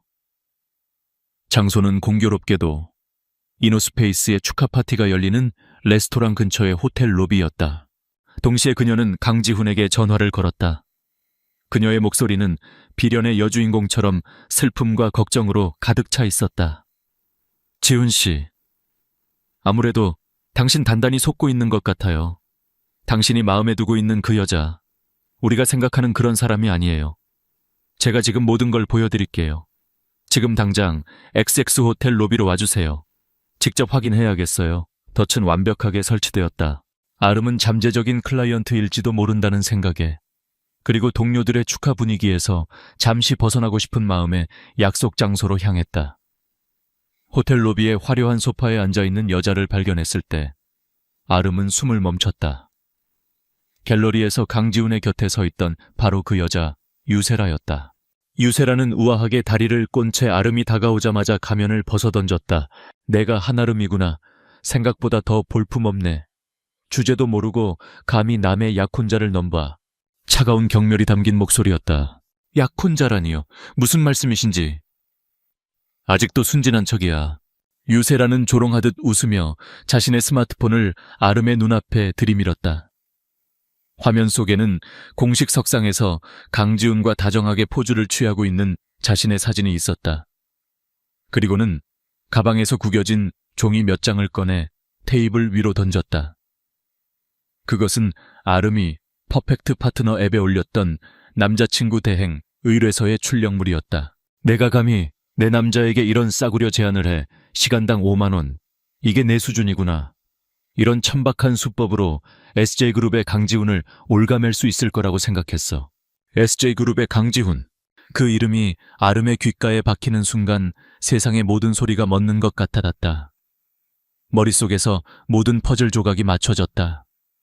그의 비범한 통찰력 그를 둘러싼 미스터리, 그리고 기적처럼 해결되었던 프로젝트까지. 알렉스라는 이름 뒤에 숨겨진 거대한 진실이 그녀의 심장을 난도질했다. 바로 그때 유세라의 연락을 받고 급하게 달려온 강지훈이 로비에 들어섰다. 그는 유세라와 산산조각 난 표정으로 서 있는 아름, 그리고 테이블 위에 놓인 계약서를 보고 모든 것이 끝났음을 직감했다. 지훈 씨 잘 왔어요. 유세라가 승리자의 목소리로 외쳤다. 이것 좀 봐요. 이 여자가 이런 식으로 당신에게 접근했어요. 처음부터 돈을 노린 비천한 꽃뱀이라고요. 아름은 아무 말 없이 지훈을 바라보았다. 그녀의 눈빛은 제발 이 모든 것이 거짓말이라고, 오해라고 말해달라고 애원하고 있었다. 하지만 지훈은 그녀에게 다가가지 못했다. 그는 고통과 후회로 일그러진 얼굴로 그녀를 바라보며 간신히 입을 열었다. 아름씨, 내가 설명할게. 아름 SSE. 그가 자신의 이름을 부르는 순간 마지막 희망의 끈이 끊어졌다. 다정하고 미스터리했던 컨설턴트 알렉스는 사라지고 그녀 앞에는 갤러리에서 보았던 냉정한 재벌 3세, 결코 닿을 수 없는 세계의 남자 강지훈만이 서 있었다. 거짓은 단순히 그의 신분만이 아니었다. 그와의 모든 만남, 모든 대화, 모든 감정의 교류가 거대한 기만처럼 느껴졌다. 그는 그녀가 가짜 남자친구를 구해야 할 만큼 절박한 여자라는 것을 처음부터 알고 시작한 게임이었다. 압도적인 권력의 차이가 그녀를 비참하게 만들었다. 온몸의 피가 차갑게 식는 것 같았다. 배신감보다 더 큰 것은 자신이 세상에서 가장 멍청한 바보가 되었다는 지독한 자괴감이었다. 그녀는 소리치거나 울지 않았다. 그녀의 반응은 오히려 섬뜩할 정도로 고요했다. 공허한 눈으로 지훈을 바라보며 그녀는 속삭이듯 말했다. 재미있으셨겠네요. 시간당 5만 원을 받고 절박한 여자를 연기해주는 일이. 그녀는 입꼬리를 비틀어 올렸다. 그렇죠, 부회장님. 부회장님, 그 냉소적인 호칭이 비수처럼 날아와 지훈의 심장에 박혔다. 아름은 유세라에게로 시선을 돌렸다. 약혼자분 축하드려요. 아주 대단한 분을 두셨네요. 그리고 다시 지훈을 향해 말했다. 우리의 계약은 이걸로 종료된 것 같군요. 아니, 애초에 진짜 계약 같은 건 존재하지도 않았겠지만요. 더 이상 아무 말도 없이 아름은 몸을 돌렸다. 그녀는 동료들이 기다리는 축하 파티 장소로 돌아가지 않았다. 그저 서울의 차가운 밤거리 속으로 무너져 내리는 자신의 세상 속으로 정처 없이 걸어갔다. 지훈이 그녀를 뒤쫓아가려 했지만 유세라가 그의 팔을 붙잡으며 승리를 만끽했다. 그 순간 두 사람의 세계는 다시 완벽하게 갈라졌다. 한아름이 어둠 속으로 사라진 후 강지훈은 얼음장 같은 눈으로 유세라를 돌아보았다. 승리감에 도취해 있던 유세라는 그의 시선에 저도 모르게 몸을 떨었다. 방금 전까지 그녀의 꼭두각시 같았던 남자는 온데간데 없었다. 다시는 지훈이 얼음보다 차가운 목소리로 말했다. 그 여자에게 손대지 마. 그리고 이 약혼 여기서 끝이야. 그는 경악하는 유세라를 그 자리에 버려두고 미친 듯이 아름을 찾아 헤맸다. 그녀의 휴대폰은 꺼져 있었고 그녀의 작은 원룸은 불이 꺼진 채 굳게 닫혀 있었다. 밤새 서울의 거리를 헤맸지만 그녀의 그림자조차 찾을 수 없었다. 날이 밝아올 무렵 텅 빈 펜트하우스로 돌아온 그는 더 이상 상심한 남자가 아니었다. 그는 SJ그룹의 부회장 강지훈으로 돌아와 있었다. 그의 어설픈 은신과 보호가 오히려 그녀에게 더 큰 상처를 주었다는 것을 깨달았다. 이제는 자신의 힘을 숨기기 위해서가 아니라 모든 것을 바로잡기 위해 사용해야 할 때였다. 그는 비서실에 전화를 걸었다. 목소리에는 강철 같은 결의가 서려 있었다. 이노스페이스의 최민준 부장, 그 인간의 모든 비리 자료를 긁어모아 그리고 태아그룹과 우리 그룹이 얽혀있는 모든 프로젝트의 접점을 낱낱이 보고해. 지금 당장. SJ그룹의 정보팀은 무섭도록 효율적으로 움직였다. 며칠 만에 최민준 부장의 횡령 하청업체로부터의 뇌물수수, 그리고 과거 다른 여직원들을 상대로 한 성희롱 증언까지 그의 비리를 입증할 완벽한 증거 자료가 지훈의 책상 위에 올라왔다. 지훈은 이 자료를 언론에 터뜨리지 않았다. 그랬다가는 아름의 이름이 불필요하게 오르내릴 것이었다. 대신 그는 이 보고서를 익명으로 이노스페이스의 대표이사와 감사팀에 직접 전달했다. 결과는 즉각적이었다. 최민준은 긴급 이사회에 회부되어 모든 직위에서 해제되었고 곧바로 법적 조치를 마주하게 되었다. 그를 괴롭히던 악몽의 근원이 하루아침에 뿌리 뽑힌 것이다. 두 번째 방역은 유세라와 태아그룹을 향한 것이었다. 지훈은 할아버지인 강 회장과 태아그룹의 유 회장이 참석하는 공식적인 자리를 마련했다. 그 자리에서 그는 단순히 파혼을 선언하지 않았다. 그는 차가운 비즈니스 논리로 상황을 설명했다. 최근 태아그룹 측에서 보여준 비전문적인 행태, 리비아 프로젝트에 대한 간섭을 의미했다는 양사 간의 신뢰에 심각한 균열을 만들었습니다. 이는 향후 진행될 대규모 합작 프로젝트에 예측 불가능한 리스크를 초래할 수 있습니다. 그는 파혼을 감정적인 문제가 아닌 SJ그룹의 미래를 위한 경영적 판단으로 포장했다. 할아버지가 가장 잘 이해하는 언어였다. 또한 유세라 씨가 무고한 디자이너 한 명에게 가한 개인적인 보복 행위는 SJ그룹의 파트너로서 갖춰야 할 인성에 심각한 결격 사유가 있다고 판단됩니다. 그의 선언은 단호했다. 결국 두 그룹의 약혼은 공식적으로 그리고 대중에게 공표되어 파기되었다. 유세라는 재계의 웃음거리가 되었고 거대한 비즈니스 기회를 날려버린 딸에게 분노한 유 회장은 그녀를 차갑게 외면했다. 유세라는 자신이 그토록 지키려 했던 모든 것을 한꺼번에 잃었다. 이 모든 폭풍이 몰아치는 동안 한아름은 친구의 집에서 칩거하며 무너진 마음을 추스르고 있었다. 그녀는 모든 연락을 끊고 세상과 단절된 채 지냈다. 며칠 뒤 최민준 부장의 몰락 소식이 전해졌다. 그녀는 놀랐지만 이 모든 일의 배후에 강지훈이 있다는 것을 직감했다. 자신을 괴롭히던 사람이 사라졌다는 안도감과 자신을 기만한 남자가 휘두르는 거대한 힘에 대한 두려움이 복잡하게 뒤섞였다. 마침내 그녀가 회사로 돌아왔을 때 사무실의 분위기는 완전히 달라져 있었다. 동료들은 그녀를 경외와 약간의 두려움이 섞인 눈으로 바라보았다. 그녀는 더 이상 동정의 대상이 아니었다. 그녀는 묵묵히 자신의 일, 리비아 프로젝트에만 매달렸다. 일은 그녀의 유일한 갑옷이었다. 최민준의 억압이 사라진 자리에서 그녀의 재능은 이전보다 더욱 눈부시게 빛나기 시작했다. 강지훈은 자신의 힘으로 그녀의 문제를 해결해주는 것만으로는 충분하지 않다는 것을 알았다. 그것은 오히려 그녀를 더 멀리 밀어낼 뿐이었다. 그는 재벌 3세가 아닌 한 남자로서 그녀에게 다가가야 했다. 그는 값비싼 차나 화려한 선물 공세를 하지 않았다. 그는 그녀가 퇴근할 때까지 회사 앞에서 기다렸다. 그가 알렉스로서 처음 그녀를 기다렸던 바로 그 자리에서 그는 수트가 아닌 그녀에게 익숙했던 편안한 캐주얼 차림이었다. 아름은 그를 무시하고 지나치려 했지만 그가 그녀의 앞을 막아섰다. 아름 씨. 그의 목소리에는 깊은 후회가 담겨 있었다. 변명하지 않겠습니다. 내가 틀렸고 비겁했습니다. 하지만 당신을 향한 내 마음은 단 한순간도 거짓인 적이 없었습니다. 그 모든 거짓말 속에서 유일한 진실이었습니다. 그는 섣불리 용서를 구하지 않았다. 대신 그는 서류철 하나를 그녀에게 내밀었다. 이건 내 전 약혼녀가 당신에게 보내는 공식 사과문입니다. 그리고 이건 이번 일과 관련된 태아그룹의 모든 사업에서 우리 그룹이 손을 떼겠다는 공식 성명서입니다. 당신 마음을 돌리려고 한 게 아닙니다. 이게 옳은 일이니까 한 겁니다. 그녀가 당신에게 한 짓은 명백한 잘못이었고 그에 대한 대가는 반드시 치러야 하니까요. 그는 대답을 강요하지 않았다. 기다리겠습니다. 그가 말했다.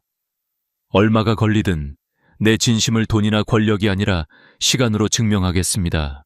그는 서류철을 든 채 멍하니 서 있는 그녀를 뒤로 하고 조용히 돌아섰다. 아름은 떨리는 손으로 서류철을 열었다. 그 안에는 그가 한 모든 행동에 대한 증거가 담겨 있었다. 그는 단순히 사과한 것이 아니었다. 그는 그녀의 명예를 회복시키고 정의를 실현하기 위해 구체적으로 움직였다. 그 순간 꽁꽁 얼어붙었던 그녀의 마음의 벽에 아주 작은 균열이 생겼다. 그의 진심을 얻기 위한 그리고 그녀의 신뢰를 되찾기 위한 길고 긴 싸움이 이제 막 시작되고 있었다. 시간은 상처를 치유하는 가장 좋은 약이라고 하지만 때로는 상처의 깊이를 더욱 선명하게 드러내는 돋보기이기도 했다. 한아름에게 지난 몇 달은 그런 시간이었다. 최민준 부장이 사라진 회사는 평온을 되찾았고 그녀는 리비아 호텔 프로젝트를 성공적으로 마무리하며 업계에서 실력을 인정받는 디자이너로 우뚝 섰다. 더 이상 그녀를 동정하거나 무시하는 사람은 없었다. 그녀는 자신의 힘으로 당당히 일어섰다. 하지만 그녀의 마음속 상처는 여전히 그 자리에 남아 있었다. 그 상처의 이름은 강지훈이었다. 그는 약속대로 그녀를 기다렸다. 매일 저녁 그는 그녀의 회사가 보이는 길 건너편 카페에 앉아 있었다. 값비싼 차도 화려한 선물도 없이 그저 묵묵히 그녀가 퇴근하는 모습을 지켜볼 뿐이었다. 그는 그녀에게 다가가거나 말을 걸지 않았다. 그저 그녀가 안전하게 집 방향으로 사라지는 것을 확인하고 나서야 자리를 떴다. 그것이 그의 사죄 방식이었고 그의 인내였다. 처음에 아름은 그를 철저히 무시했다. 그의 존재 자체가 불편했고 그의 시선이 느껴질 때마다 심장이 서늘하게 내려앉았다. 하지만 하루 이틀 그리고 한 달이 지나도 그의 기다림은 계속되었다. 비가 오는 날에도 눈이 내리는 날에도 그는 어김없이 그 자리를 지켰다. 그의 끈질긴 기다림은 그녀의 마음속 얼어붙었던 강에 작은 파문을 일으키기 시작했다. 그녀는 더 이상 그를 분노나 배신감만으로 바라볼 수 없었다. 그의 기다림 속에서 그녀는 권력자의 오만이 아닌 한 남자의 절박한 후회와 진심을 보기 시작했다. 결정적인 계기는 그녀의 생일날 찾아왔다. 그녀는 누구에게도 알리지 않고 조용히 하루를 보냈다. 퇴근길 그녀는 무심코 길 건너편 카페를 보았다. 그곳에는 어김없이 그가 앉아 있었다. 그리고 그의 앞 테이블에는 작은 케이크 상자가 놓여 있었다. 그는 그녀의 생일을 알고 있었던 것이다. 그는 그저 멀리서나마 그녀의 생일을 축하해주고 싶었던 것이다.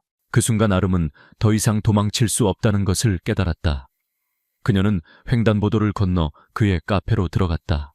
그녀가 자신의 앞에 서자 지우는 놀란 토끼처럼 눈을 크게 떴다. 그는 황급히 일어나 의자를 빼주려 했지만 아름은 그를 제지하고 그의 맞은편에 앉았다. 두 사람 사이에는 긴 침묵이 흘렀다.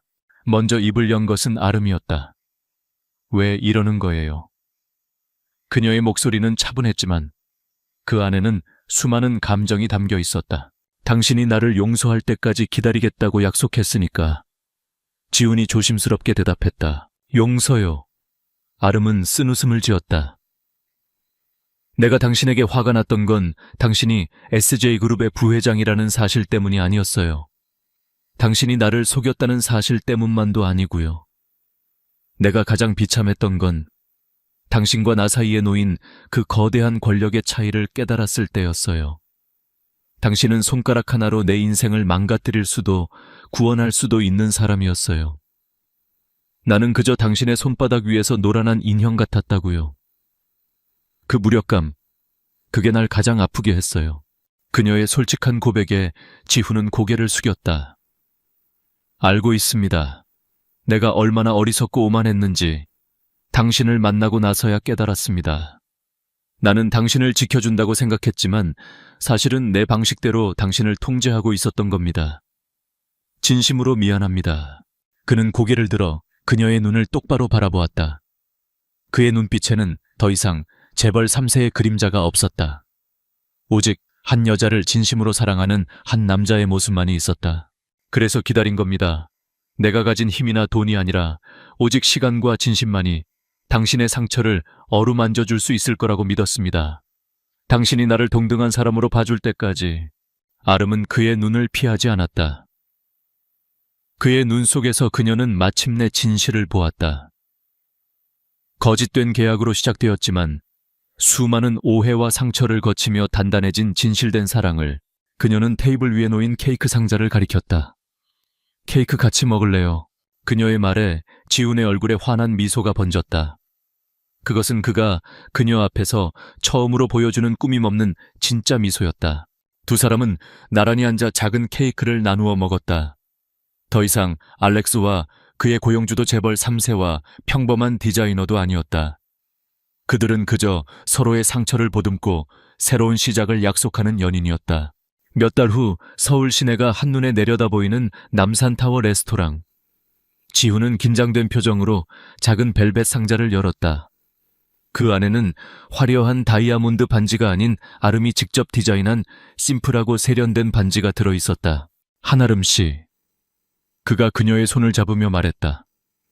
나와 평생의 파트너가 되어주시겠습니까? 더 이상 시간제 계약이 아닌 영원한 계약으로. 아름은 눈물을 글썽이며 웃었다. 계약 조건이 뭐죠? 갑과 을은 동등한 위치에서 서로를 존중하고 사랑하며 어떤 시련이 닥쳐도 함께 이겨낸다. 계약 기간은 영원. 아름은 활짝 웃으며 고개를 끄덕였다. 그녀는 그의 손에서 반지를 받아 자신의 손가락에 끼웠다. 거짓말로 시작된 인연이었지만 그들은 마침내 세상에서 가장 진실하고 완벽한 파트너가 되었다. 우연히 빌렸던 가짜 남자친구는 이제 그녀의 진짜 사랑이자 영원한 동반자가 되어 그녀의 곁을 지키고 있었다.